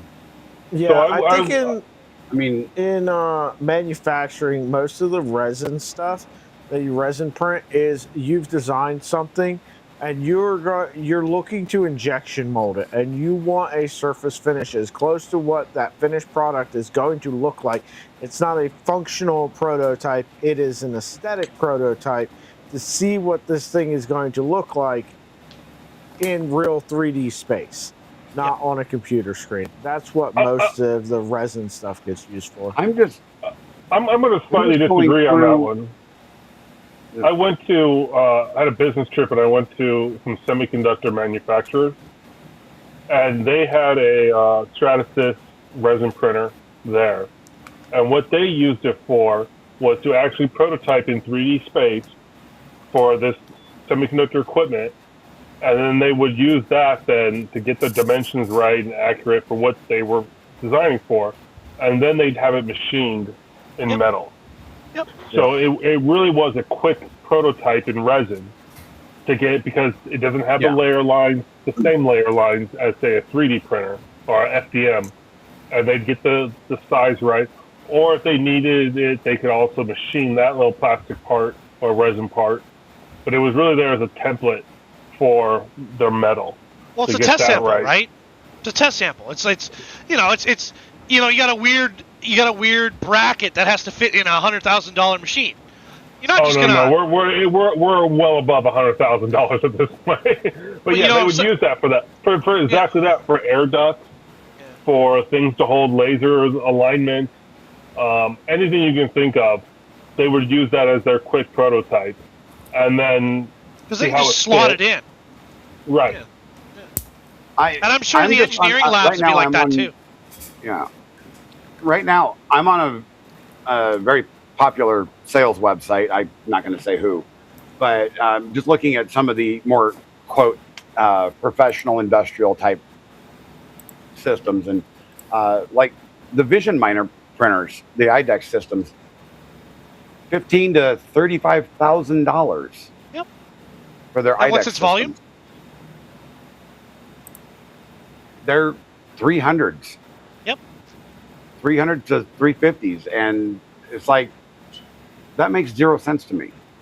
So I think what we're seeing then from this article is that you're getting two groups of companies out there. The reason this is happening is that companies don't want to pay for the mid-level or the light industrial because they got to have the service contract. The printers cost more. So they're like, okay, well, you know what? We're going to put Bob in charge of the printers. We'll get him 5 of them. If something breaks, he can just replace it. Just throw it away. Or we're at the place where you're talking just the industrial, where they're like, okay, I want to send it a file. I want it to work. I don't want to pay anybody else because I don't want to pay someone to do this. We're going to have a maintenance contract with this high-end stuff and have them take care of it, and we're just going to send the files. The machine will do the slicing. The machine will do the printing. If there's a problem, we offload that. So you're getting these two guys, which some people don't want to deal with it because their employees cost too much. And you're getting the other kind where we can give an employee or 2 employees this job, and they can still do the rest of their duties. See, I've got a different opinion on it. I think one is a manager who is incompetent and doesn't trust they can hire a competent employee because the maintenance contract will be slower and more expensive than an employee anyway. Or number 2, they trust their employees and are competent in business. Now, that's my take on it, but we can all quibble the differences. Well, and remember, on the industrial machines, and there's a fair number of them now, huge volumes. Like Core XY machines like Flying Gantry with enormous volumes. I was just watching an ad for one today. It's doing a 2-meter tall object. There is that still. Oh, yeah. On the heavy industrial side, that's where it is. You got a machine that weighs, 1,000 pounds, and it's able to stay as stable as it can, and it's printing a 2-meter tall object for whatever detail at whatever resolution or whatever flow rate you want. Maybe it's doing a layer line of 1 mil, and it's just throwing it down, right? So, the irony of this website right here is it's showing all of these, $20,000-$30,000 printers. Right in the center of all of these is the Bamboo Labs H2D for $3,700. Yeah, And- John Doe mentioned DED, which is essentially the 3D printers that are basically TIG welders, basically. Well, they're MIGs. That'd be industrial level, yeah. Yeah, They're MIGs, right? They MIGs, run a constant bead, and they've been experimenting with Ender 3s, doing it for years. It just gets too hot, right? But and with Down Under Maker, like what Down Under Maker's saying, is like a defense contractor. Space company that's building rockets like that. Well, they print titanium. Yep. So They're printing titanium. The guy who did created Shakespeare, Fricks X, he actually works for a company that has the MIG 3D printers, the size of a garage. Yep. And it will print whatever out of metal, out of welding wire. And it's accurate. It's accurate. And there's a lot of money in that because there are uses for that. Yep. I don't think that's ever going to be a home space, though. Not in that. No, not in our world. No. I still don't think you want a 550-degree oven in your living room with a 150 degree bill plate. Just me. Like that one we were talking about, the Care, right? What is it called? The Care S1. It's cool. Yeah. I just don't think you want that in your living room. Yeah, I don't think I want mean, we all know somebody who's like, I can get higher temps. We all know that person. Yeah. Maybe that's their stick in this. I don't see a need for it, but maybe some other people do. And let them play. Some people don't understand how much cooling that's going to add to their house. I mean, the air conditioning bill will be insane. The electric bill. Yeah. Yep. Now, granted, as with the previous machine, if said companies are interested in sending it to me, my name is Maker Millwright. You can find me across the internet as the Free Heathen. I'm very easy to access. You can send machines to me anytime you like. Feel free to How are you send going to one fit that in your everyone. apartment, Heathen? Pardon? I'll just start stacking the machines. It's fine. 10 tons of cooling on 500 square feet. Yeah. I got the most square footage here, and I wouldn't take it. So It's like, I just have to, build an AC room just for it. That's all. So, less lab space, but we'd have it. All right, so I'm going to change subjects on everyone. Is everyone good with changing subjects? Yeah, absolutely. Sure. Captain, you want to take over? You want to take over on this changing subjects, Captain? Well, I was just gonna change subject to something kind of cool, a little bit off topic, but Never. Marine Lab 3D. I thought this was kind of sick, and I wanted to include this in tonight. But there's a new repository out that is just parametric parts for marine stuff, and it's JS CAD models. You can set the dimensions, your threads. You can build marine parts from this repository and print them. And it's actually pretty sick. And it's just marine parts. Well, let's do when stuff Fang started... If it fails, people crash. Or boats sink. Let's test that theory. Well, I'm looking at the website right now, and it looks like a lot of hose connectors. Like a PVC to a hose connector. A lot of these little tiny parts that aren't mission critical. It's there's deck rigging, electrical systems. There's so much stuff that they're still adding to their repository so far. Yeah, Is it all modifiable? Because that would be very telling. The neat thing is everything on here is modifiable through an online CAD system they've built. Here's my a weird question on this, and I'm for that type of website, but I don't think this is the application for it. On a marine thing, it's going to be typically, if they're printing it and you're not going to the local hardware store buying it faster and cheaper, it's going to be a custom part directly for that, and you don't need the parametric.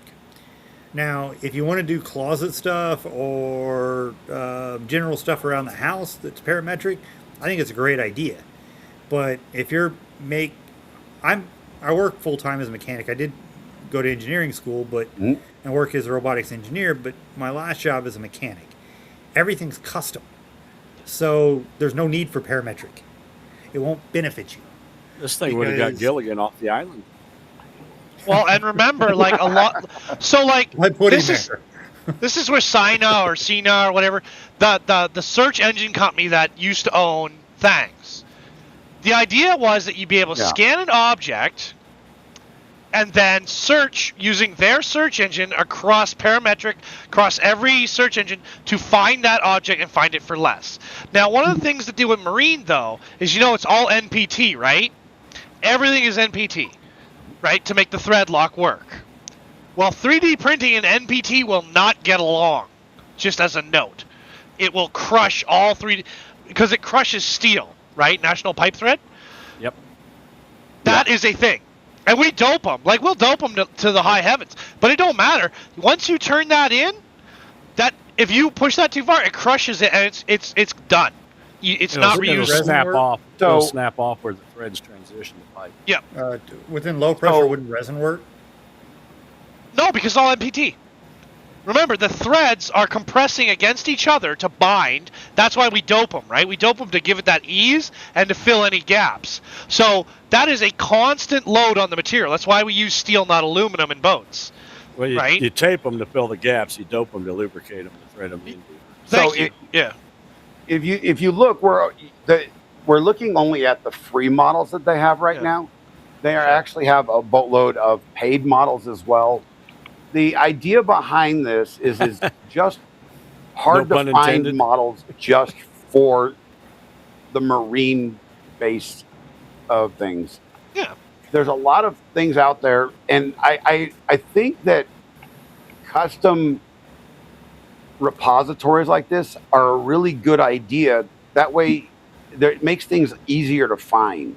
I'm going to agree with. I see where you're coming from, Captain, and I'm going to agree with you. Right? What makes it special to Marine versus just anything? It's just a place that they. I think it's curated. It's curated, and I think that's something that we're missing in the 3D printed world, right?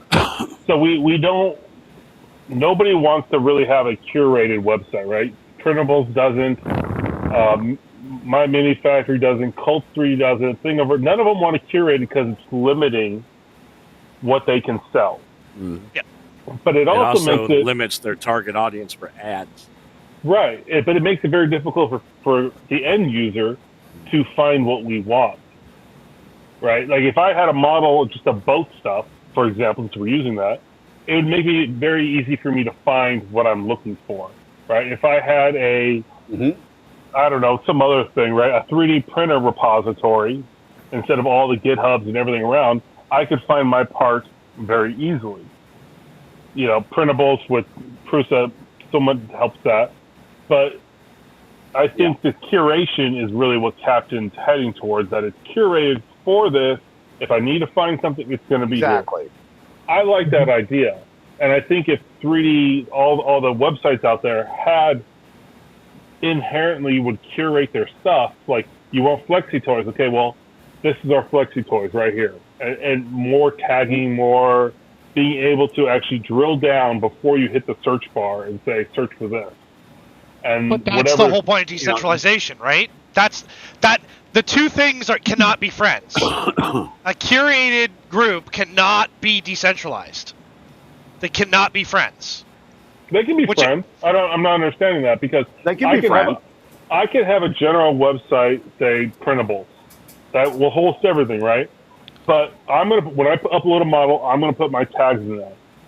Somebody else, probably from printables, needs to come along and take away my tags or verify my tags and put it in the right place, such that I'm not looking all over at the global thing, right? It needs to be curated, or else you end up with what Thingiverse's become.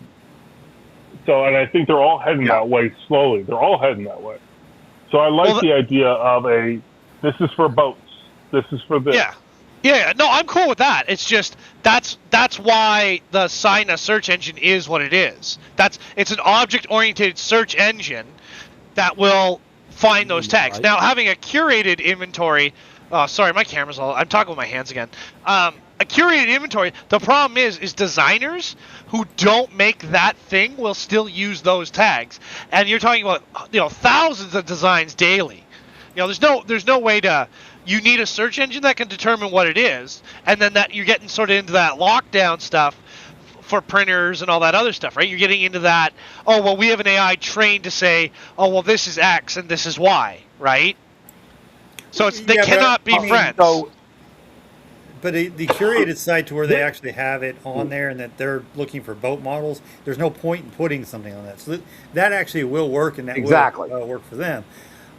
I probably was too quick to say I don't think the parametric's going to help them any, but that seems like a gimmick. But I think that the curated site's a good idea. Yeah, that's what. But for I don't think AI is a solution to this either, because AI doesn't know what an object really is. No. And it does very horrible with, if you don't give it a very good description, the AI is going to be horrible in putting where it belongs. So I think as a first pass, you could do that.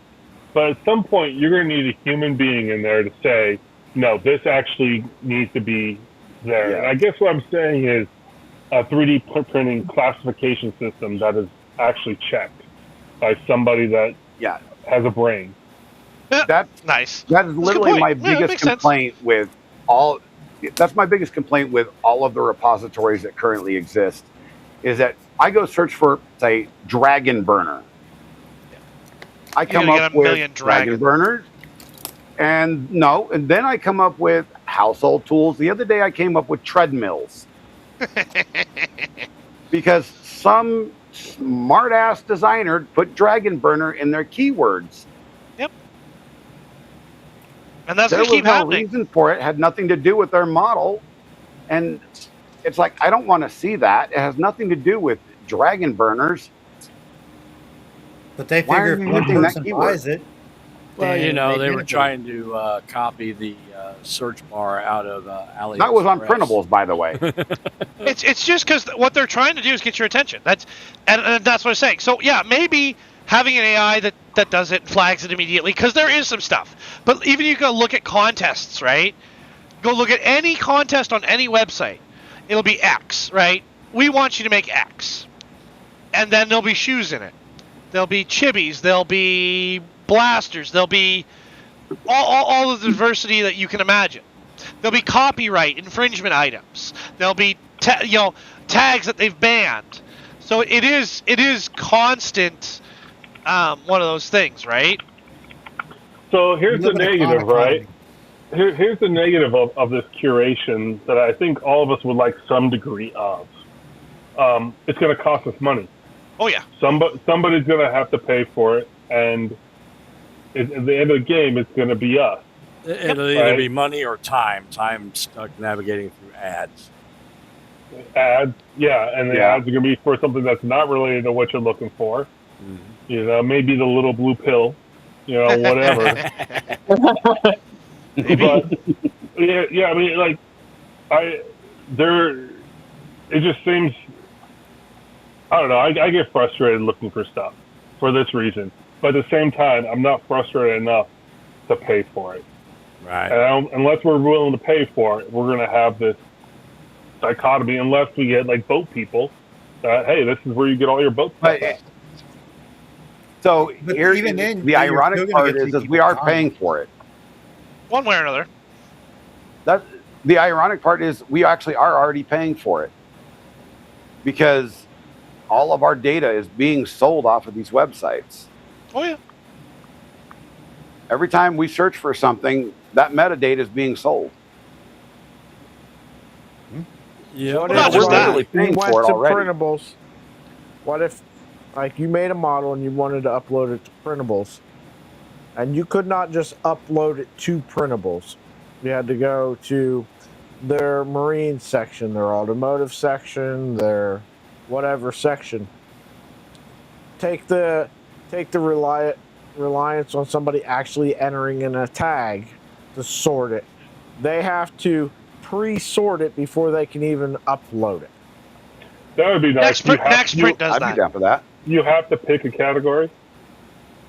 Yeah. I would be down for that. Nextprint does that. But again, so then my models on Nextprint take 3 days to upload. So I stopped uploading to Nextprint because it takes too long. Yep. That's why we don't use it. Anybody that has, before you really think about how much it takes to upload about 10 models to all the websites, and then you'll change all of your opinions on uploading files.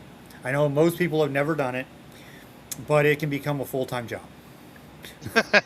Oh yeah, You could say that. I've uploaded, and it's time consuming. Yeah, and everybody's got their own sites. We upload to 3 primarily, and it can take you 3 or 4 hours to get your file up because we'll do multiple versions. I get it and all that to get it approved. Now, some of it is we follow the rules. We actually take pictures. We don't do AI stuff and all of that, which would make it faster.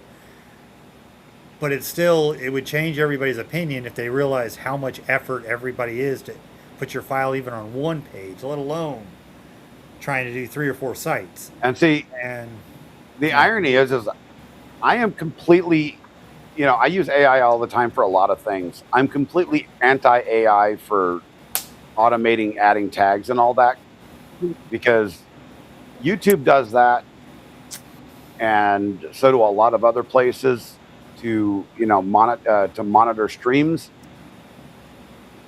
And we already know how that turns out for creators. So I don't want that to happen to anybody's actual models. I'm not against AI. Like I don't think AI is going to be accurate on tags. I don't. But as it gets better, I'm talking about AI versions of the files where they generate a photo of it. Oh yeah. And that's because AI doesn't care how it prints. It's not that I'm anti-AI.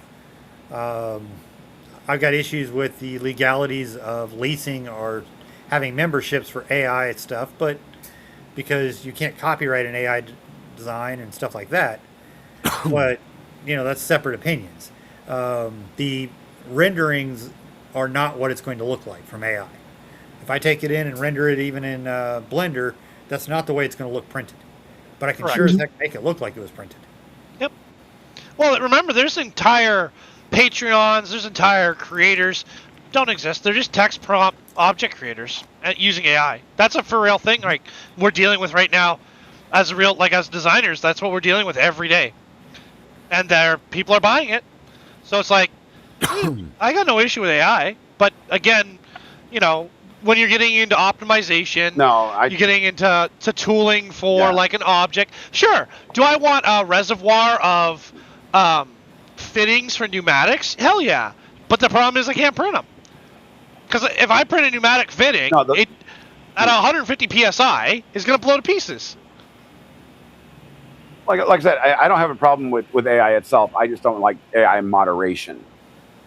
Well, that's the only way to do it wrong because AI moderation, literally AI is right now the average age of an AI is about 12 years old. Do you want a 12-year-old moderating anything? No, I agree. But what we're talking about with like these specialized websites, which I think are good, and the curated websites, I think they're good. I think it's a naval-based curated website. The problem is, if I do need a pipe nipple, if I do need like anything to build that boat with, it's got to be made out of metal, and most of the time it's got to be made out of steel. So and Sina did object-oriented searches, and they've been in the news for other things. But they came about, their whole goal was to lower the cost of manufacturing for a company, because instead of paying $100 for a fastener, they could pay $12. Right? You scan the object, put it in the object search engine, and it goes from there. Now, as for AI moderated stuff, how are you going to stop somebody who makes a fidget going onto a marine website for, like, say, a marine jam nut, right? That's just something I know is important. You've got a jam nut on there, and they put jam nut, marine, and they put it there. It's just to get your attention. So how are you going to moderate that out? You delete it. When I saw your comment on the update or Reddit site to upvote or downvote models, that would be exploited to no end. Yeah. It already has been. I mean, it was already that way on the contest now, where somebody will sign up for 300 or 400 accounts, make their file downloaded 300 or 400 times, and not be a legitimate thing. Like I could upload a file to Colts, for example, put it as private, download it 300 times, which I've never done. You can see that on my profile, and then put it for sale, and it looks like I sold 300 to 400 times. I mean, and Verbal Shout, current court cases say that you can't copyright AI work. I do expect that to change, but saying nothing is copyrightable is not true. But current court cases are saying you cannot copyright anything. Is it that, or is it that the AI itself doesn't get the copyright? You can't get it. No, or they are refusing to decide the answer to that. That's basically what they're doing. Right, because I believe the court case you were talking about was a guy was trying to have the AI itself copyright something that it produced. And the court said, no, it has to be a human. But the question is, can the human copyright what the AI did? And I think that was in the terms of music, yes, absolutely. And so it should translate over into models as well. They'd probably I own the copyrights on a number of songs. So you may be right and I may be wrong, but I was under the impression current ones it's kind of in the air. Yeah, same. Then again, I mean, in models we're talking. I mean, realistically, half the stuff that people are licensing, they have no rights to anyway. Because if you do a Deadpool, you don't own the license for that, so you can't sell the license for that. Correct. So half the people that are really popular on modeling are doing stuff that they don't have the rights to anyway. Right, and it's a matter of time. I mean, for some, it's a letter from Disney saying, "Hey, give us some money," and then for others, it's getting kicked off Etsy or wherever they're selling. It's fan art, and that comes down to the rights holder how much they're going to enforce it. Galactic Armories, which is actually a really popular Star Wars guys, we're doing 40K stuff. And they got a full cease and desist. Not a pay us. You're done. You're everything out. 40K is known for being very litigious over this issue. But so is Disney. Yeah. You do a Mickey Mouse, you put up a Mickey Mouse and we'll see how long that lasts. And Nintendo has been fighting. They did lose some of their stance on Pokemon because they fought Pal World. But that's like, I don't know what's going to go with. I don't know what's going to happen when it comes to these things. I would put it this way. If someone is printing copyrighted material without a license, they are potentially on the hook for some severe damages. I would not recommend anybody do it. Oh, I agree. It's this is a major thing, right? Let's correct the stance on that. Let's say if they're printing it for sale. Yes. No, in general. No. You're in copyright infringement. You can print for your own use. You can print one-off. It's distribution of copyrighted material. They have actually sued hospitals. If you distribute it, yes.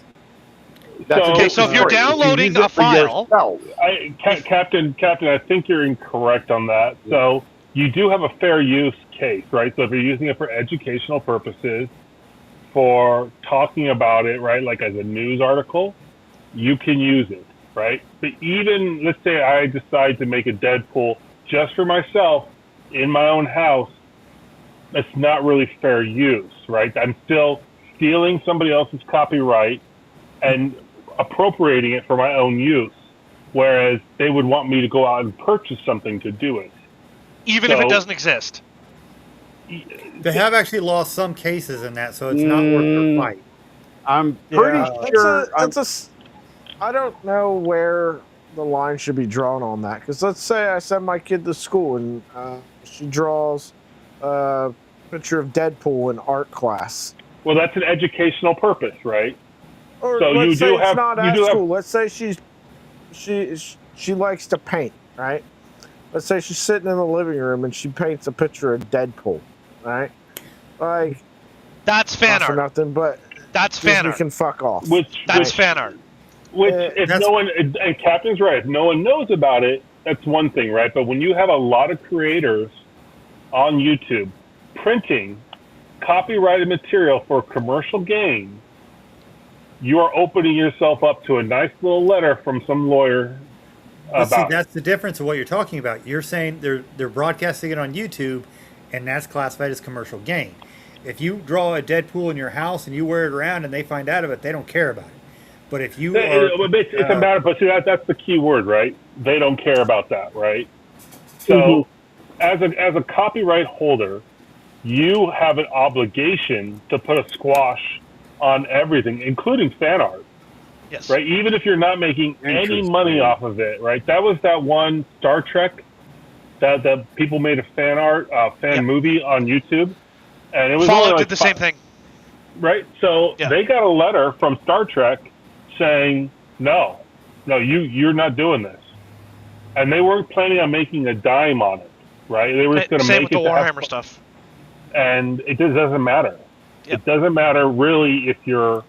It has to be put in the stream of commerce, but you don't necessarily need to make money off of it or have any intention to make money off of it. That's why that it doesn't. But yes, you're right. If it's for your own house and no one ever sees it, the chances are they're not going to come after you. But it doesn't mean they can't. so if you're going to a show Well- and you're selling a Star Wars figure printed, you could be on the hook for hundreds of thousands of dollars. Yes. Well, Don't do that. Don't do that. but we see it all the time, right? We see it all the time at every yeah. sort of 3D thing we go to. You see creators doing it on YouTube, and it's just a matter. I mean, right now you're small fish, right? Most creators are small fish on YouTube.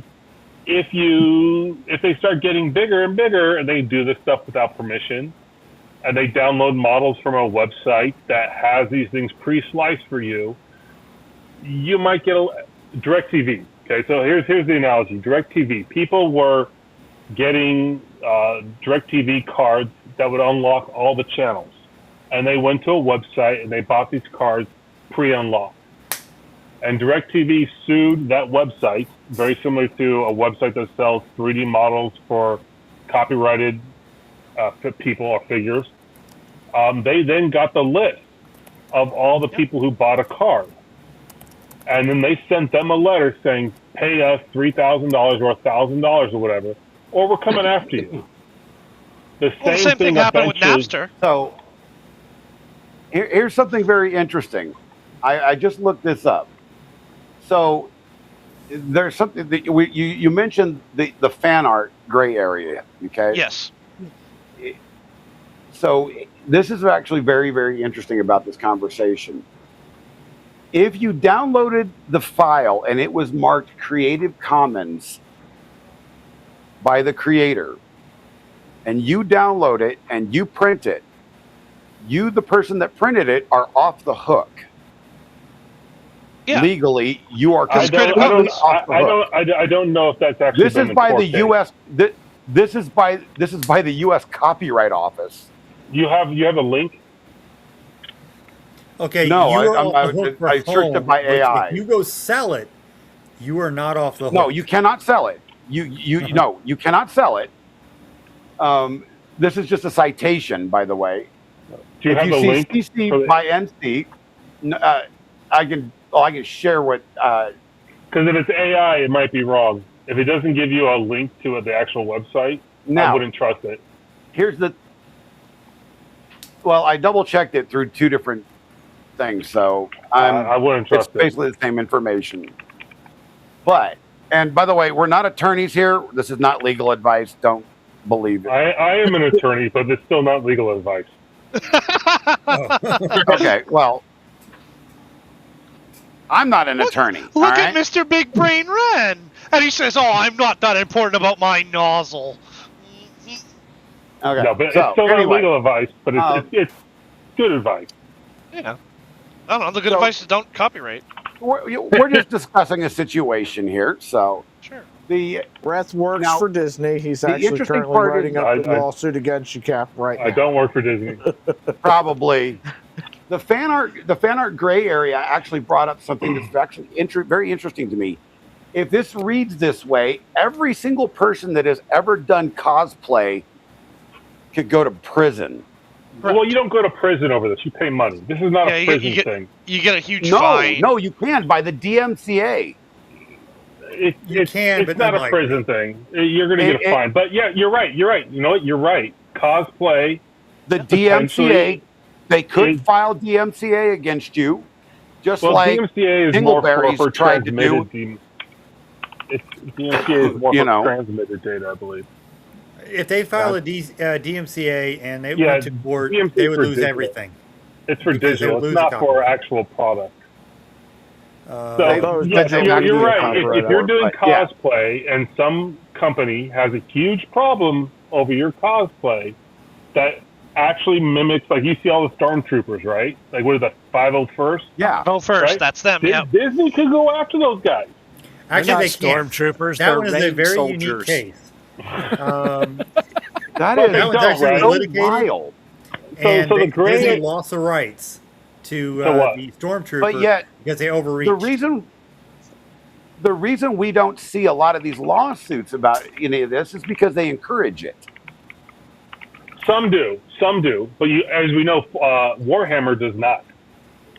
They do not encourage it at all. Yeah, the astromechs are different, but the stormtrooper armor is unique because right after they came out with the thing, they sued a guy that produced the stormtrooper armor. That's only in England, though. And they lost. Huh? That's only in England. Only in England. Yeah. Not in America. But they're not going to probably try to stretch that one. They 100% could if they wanted to, but it's so all this copyright stuff we're talking about is a balancing act, right? Yeah. It's a balancing act for goodwill to the people that want to print this stuff or do this stuff, and the company's protection of its intellectual property. So companies have an obligation to protect their intellectual property. For example, Xerox, right? The reason Xerox in some circles is a generic term, and Xerox has been fighting that, right? Versus what do we call them? Just a copy, right? Or photocopies. Photocopies is a generic term, right? Yeah. If Xerox did not go after people, they would lose their corporate name. It would be a generic term. The other one was there was a band called Green Jello, right? Hey, Jello, green jelly, yeah. Well, that's what it became, was green jelly after Jello went after him. So Kleenex is another one, right? What do you call a tissue, right? A lot of people just call it Kleenex. Yep. Kleenex, but you see on TV's shows, they're always, do you have a tissue? Do you have a tissue? And everyday parlance, we're using Kleenex. So companies have an obligation to sue people or to send these letters to prevent their IP from becoming generic. Yeah, that's to protect the copyright. It's a balancing act, right? Like, so they're going to go after certain people, they're not going to go after others, and they're balancing it. There is no gray area really with fan art. The gray area is how much that company is going to go after their fans and how much goodwill they're going to lose by doing so. Yep. But which is why they're going to start cracking down. Because it may not be worth it for them to go after. Because like if they win and they can't collect.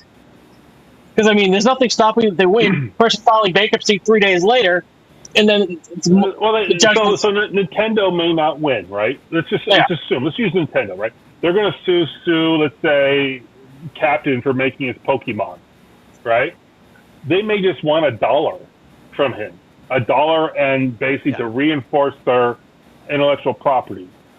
Captain's going to lose a hell of a lot more money hiring a lawyer to fight this, and that's the goal, right? The goal is to stop you from producing and to maintain their intellectual property. If you want a site for this, Alan Pan, the YouTuber from Toronto, bought the copyright or the trademark for Mythbusters because Discovery let it lapse. Was that only in Canada though? No, it was in the States too. He had both. But here's the thing. You can look it up. He actually did a big... But basically, Discovery said... Well, Discovery said, hey, that's ours. We own that. It doesn't matter if it expired. We're already doing it. And then a big corporate lawyer from Discovery sent him a cease and desist and said basically like, hey, you may have bought it, but it's still ours. So if you don't stop, we're going to sue you. And Alan Penn had the choice. He could choose to go to court and fight them. But remember, these big corporate, they'll bury you in all kinds of fees. Like they'll make your lawyer so expensive that it's not worth it. So he just gave it up. Because he went to his lawyer and said, hey, what's the deal? And they said, well, they're going to fight you for this. So if you can fight for it, but it's going to cost you a lot. He did a whole YouTube series on it. So he allowed Disney to take it back. It's more complicated than that. Sure. Because if you like Projects in Dad's Garage, right? That's effectively copyrighted. Yes. It's just not copyrighted with the USPTO, the trademark office. So what does he get? If someone else starts using Projects in Dad's Garage in a similar version that Alex is, right, as a YouTube talking about 3D printers, that same kind of, he can sue them, right? He's not going to get the type of damages you would get if you registered it, but that's still his trademark in this kind of form, right? If someone came up with Projects in Dad's Garage and it was working on, I don't know, cars, because I don't see Alex working on cars. He has a car, he's not working on it. Or it's tractors, right? Yeah. That's a different story. So it's not, you can let your trademark expire from the patent office. Someone else can get it, but it still doesn't take away the fact that you have a trademark. It's just not registered at that point. Yeah, it's like when we upload files. Like I don't submit a copyright and trademark to all my files, but I have them because I have the date in which I uploaded it, right? Like I have the original. So no, I follow what you're saying. I just know that when Alan Pan fought, and I've told people before, like you have to protect. That's why Disney goes after princess companies. So if you have a princess company where you cosplay as a Disney princess, you can't use the Disney names because Disney will protect its copyright, and it'll send you a cease and desist. Yeah, I feel like Alan Pan's best option there would have been like, you know what? That's fine. Here's how much it's going to cost. You can just buy it back from them. So Because they'll go to court over it. A reverse thing happened to Voron. And you can look this up and you can type in Voron trademark, right? Somebody trademarked the Voron name. And they trademarked Voron Trident. And Voron had to go and actually file a case with the trademark office to have that one canceled. And their case, the Voron's group actually got the trademark in the end. And I think it's called the interference. I'm not sure what it's called there. But they were able to prove we used the name before this person that registered it. Yeah. And it was registered for the exact same thing, 3D printers and stuff like that. And they were able to fight it. They had to spend money, though, to do it, and won back the trademark, or won the trademark because they never actually filed in the first place. So when you start getting in this area, it gets expensive very quickly. I do remember that drama. Well, and international too, because like I'm Canadian, right? So a Canadian trademark and a Canadian copyright is one thing, but in getting an international one, you have to go and apply it every country. Yeah. And it's the same way with small businesses in the U.S., right? So I can open, Projects in Dad's Garage makerspace here in Ohio, and that doesn't mean that I have the right to that name in all 50 states. Unless you trademark it, then yes, you do. But like otherwise, Build Overbot can open up a business with the same name. Mm-hmm.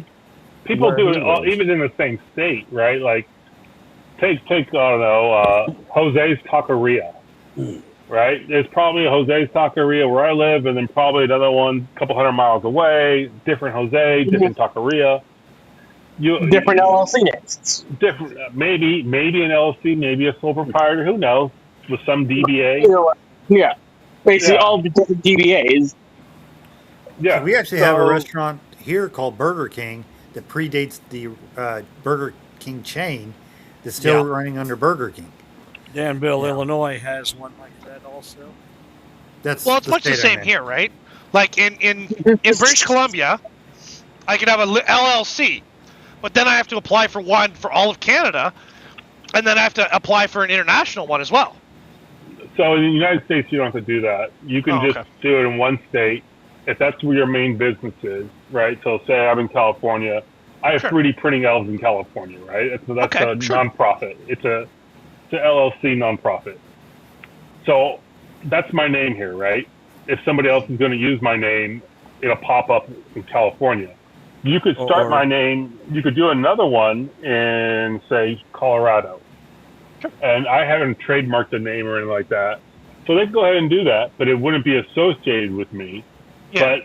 But this is where it gets tricky, because you could do that. Someone could do this Burger King in every state, right? As long as it predated that trademark, they're fine. But then what do you do when you want to try to, the confusion would be, right? It's all about consumer confusion at the end of the day. Are they confused on my 3D printing elves versus theirs? And, are we trying to sell the same thing? If not, a lot of factors come into play.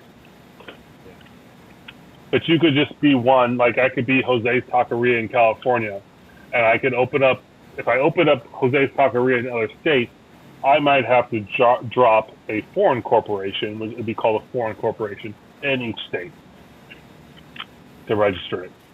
Or I could just sell stuff online. I think you should open a taqueria here. Should I? Personally, I think your example should have probably involved the name Resonance. I'm sorry. I thought it was awesome when I saw it. By the way, I picked one up. They worked great. Oh, you used it? I did. I built a Delta plier, and that was what I threw it on to start with, since I already had the wiring bay open, and it's pretty incredible that it is running literally 700% faster than what the default Orca slicer config they had set up for it. No. What do you if you had to change something on it, what would you change? About the only thing I could see is like the main board that you drop in there. I'm something more portable to move machine to machine. You know what I mean? So a smaller board, or less feature rich, or yeah, I don't know. It could probably use a few less features, because it's got what'd you have on there, like some fan ports and things to expand and things like that. But if I needed fan ports, I'd love it. I just didn't need any on that machine. But now that I say that out loud, I've got another NG I'm building that does need more fan ports. So it may just find its permanent home there. So you think maybe a smaller, more tailored board? Yeah, a smaller tailored board that you basically just power it up, and leave yourself a place to power it up, and then you can move it over to another machine. Just plug it in. Okay, because you can move that board to another machine, right? You can just unplug it. Yeah, but you want something smaller. That was my thought, but it's pretty awesome though. I mean, yeah, but it wasn't that big anyway. It's not even a complaint; it's an observation. Okay, I'm writing this down, so thank you. What were you saying, Build Overbot? I mean, it's not that big now. How much can you actually shrink it? I can get rid of everything but the 2 ADXL ports. So What would you get rid of, like 4 millimeters? I don't know. Let's measure it. There's a certain point where manufacturing expense is going to add up too much to where you're going to lose there. That's probably true too. I could probably get rid of 25 millimeters in the horizontal, shrink it like that. But all this extra stuff doesn't cost anything, right? It's adding those ports is like nothing. The only reason I had that thought is it's an extremely tight electronics bay on the Delta, so I didn't leave it in there. Oh no, it's not supposed. It's not designed to be left in. It's designed just to have a USB cable coming from the electronics out, and that way it's just a simple disconnect. Yeah. Like I didn't want it underneath the printer. I made it USB, so it had USB, so it wouldn't reside and live in a printer. It was made to be taken out. No, it's a standalone MCU, so it would be one that you'd have to like comment out if you were unplugging it, right? Correct. If you use Calico you set it as a non-critical MCU. You can just literally disconnect it, and nothing happens to Clipper. Yeah, I just meant like vanilla Clipper. Oh, vanilla Clipper, you have to comment it out, and you have to restart Clipper. Yeah. I just made a folder for it, and I had an include, and then I just comment out the include. Yeah, that's what most people do. But Calico is so much nicer. You literally just pop it off and put it onto something else. Calico doesn't care. Well, I haven't really played with Calico much yet. I had Calico on my Trident, and then I had to roll it back to Clipper 12 to get the Ouroboros to work right. So. Yeah, they're actively working on that. They've made a lot of strides in the firmware on the Ouroboros. Have they? Yeah. They're getting the what? There's somebody made a comment about the Bluetooth. Now, my theory would be that it would be too slow to transmit the data for a Bluetooth module for that, to where you can run it on a coin cell battery. I would think it'd be too slow on the data. So there is an ADXL with a coin cell battery. I'm not sure if I'm allowed to show it. I didn't design it, but it is way too bulky. So there's no way to make the nozzle itself wireless without adding a lot of bulk. Because if you're going to make it a coin cell battery, you got to add all the electronics for recharging it. And then your battery's got to be big enough to give the voltage and enough current to last long enough. Would it also be too heavy to throw off anything you got off of it? It defeat the purpose of it. So you could potentially do the coin cell on the board itself, like the board the ADXL connects to. You could potentially do that and make that one rechargeable and move it around. But at that point, you're gaining complexity for what? I don't know, a little bit extra freedom, but you can already use really long USB cables. So I'm not sure what you'd gain for the cost. And plus, you'd always fight dead batteries or troubleshooting would be a bitch. Yeah. Looking at the problems of it. Yeah, we looked at doing a wireless, and it wasn't going to work. What about powering it off the fan port? So that's actually something I'm looking into now is, okay, now we have this nozzle, but you can't print with it, right? How do we take that board and put it someplace where you can actually print? With it attached to something. So this is about the size of the board that's in the nozzle. What is that? About 13 millimeters long. So I'm thinking you can take this guy, a Revo, because I got plenty of them to destroy, and actually glue it into the Revo. And then have a cable come out of that. And I don't know, maybe go to a tool head board or something like that so it's always connected. So if you wanted to, you could measure it while it's active and get what it's doing then. So that's the next thing I'm going to try. But this is we'll mainly see. calibration. I'm assuming. I'm just now learning about it, but I'm assuming it's like speed calibration. And So you that nature. would use it. You would use it for input shaping, which Vibration would be analysis. and vibration analysis at speed. You also use it to figure out what's wrong with your printer mechanically. So you can do a lot of mechanical troubleshooting and figuring things out and getting the printer the best state it is before you do the calibration to get the best prints. You can do that. If I don't think either Clipper or Calico is up to it, but potentially you can get real time, what's happening in real time and be able to adjust for it. I don't know if Clipper can do that though. Like Someday it blocking a will, I'm range sure. of bad vibration. Yeah, like there'll be a lot of input shaping, so you could figure out, okay, well, like an active input shaper Mhm. kind of thing. I don't, Yeah, but- I don't think so Clipper has to do things in order, right? Mhm. So it does things in order, but it's asynchronous in that you can add things into the queue in any order, but it processes the queue in order. I don't know if it's fast enough to do a real-time adjustment to your prints. So it's kind of like you know what I'm saying? I don't know. Yeah.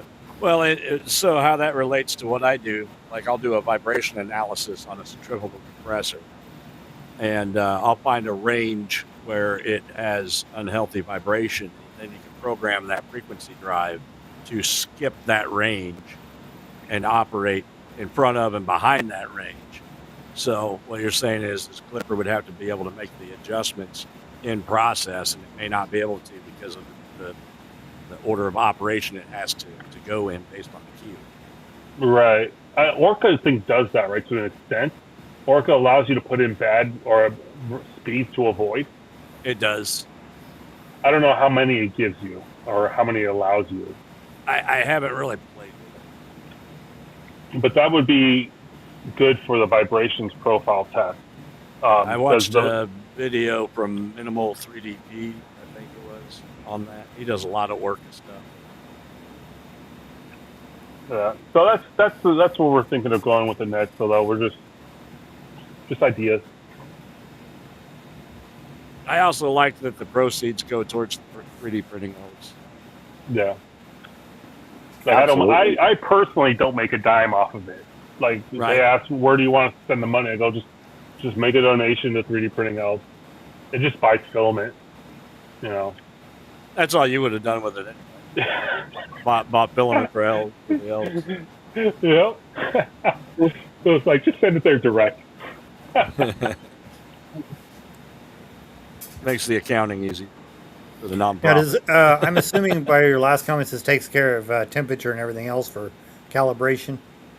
So the temperature, it has a thermistor in it, and the thermistor's in there to save the nozzle.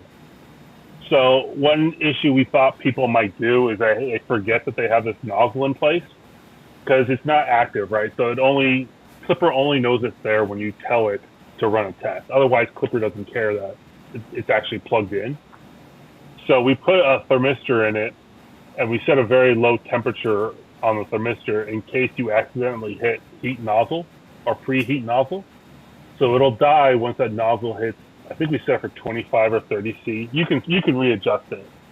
So that's what the thermistor's there for. Is Okay. just to kill Clipper. So you don't heat that little board up. Again, I'm 'Cause the sorry, board- I'm not familiar with it. No worries. No, I'm happy to explain it. But you wouldn't use it for calibrating your nozzle temperature, if that's what you're saying. You'd use I figured when you said troubleshooting, maybe that it could be useful, but I can also see where it'd fry everything. So, I mean, I get both sides of it. Well, the troubleshooting comes from the vibration analysis. It will help you identify, I have an X gantry problem, a Y gantry problem, things like that. I have a piece loose somewhere. Yeah. Lose Z joint screw. I we get all have other things, but I run just didn't know what all people significantly had. over, gentlemen. Baker Millwright has suggested that I should post the podcast out on Twitter and Facebook. I have reminded him that if I spend any more time on this hobby, the old lady is going to leave. So maintaining a Twitter and Facebook account for the channel is out of the question.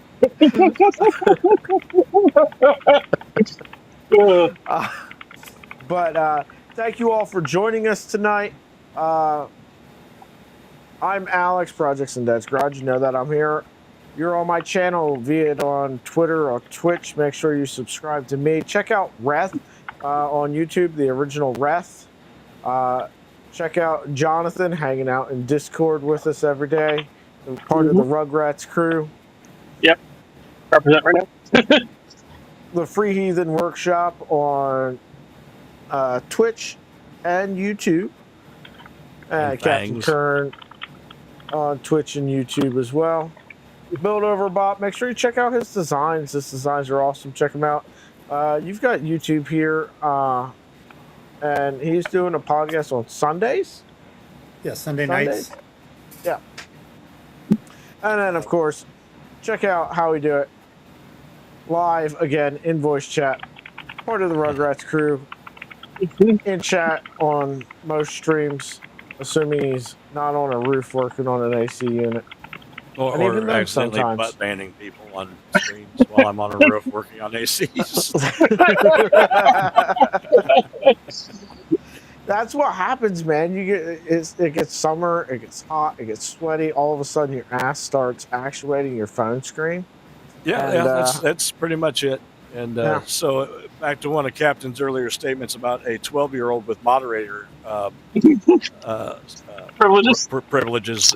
That was me. I was the 12-year-old with moderator privileges that actually.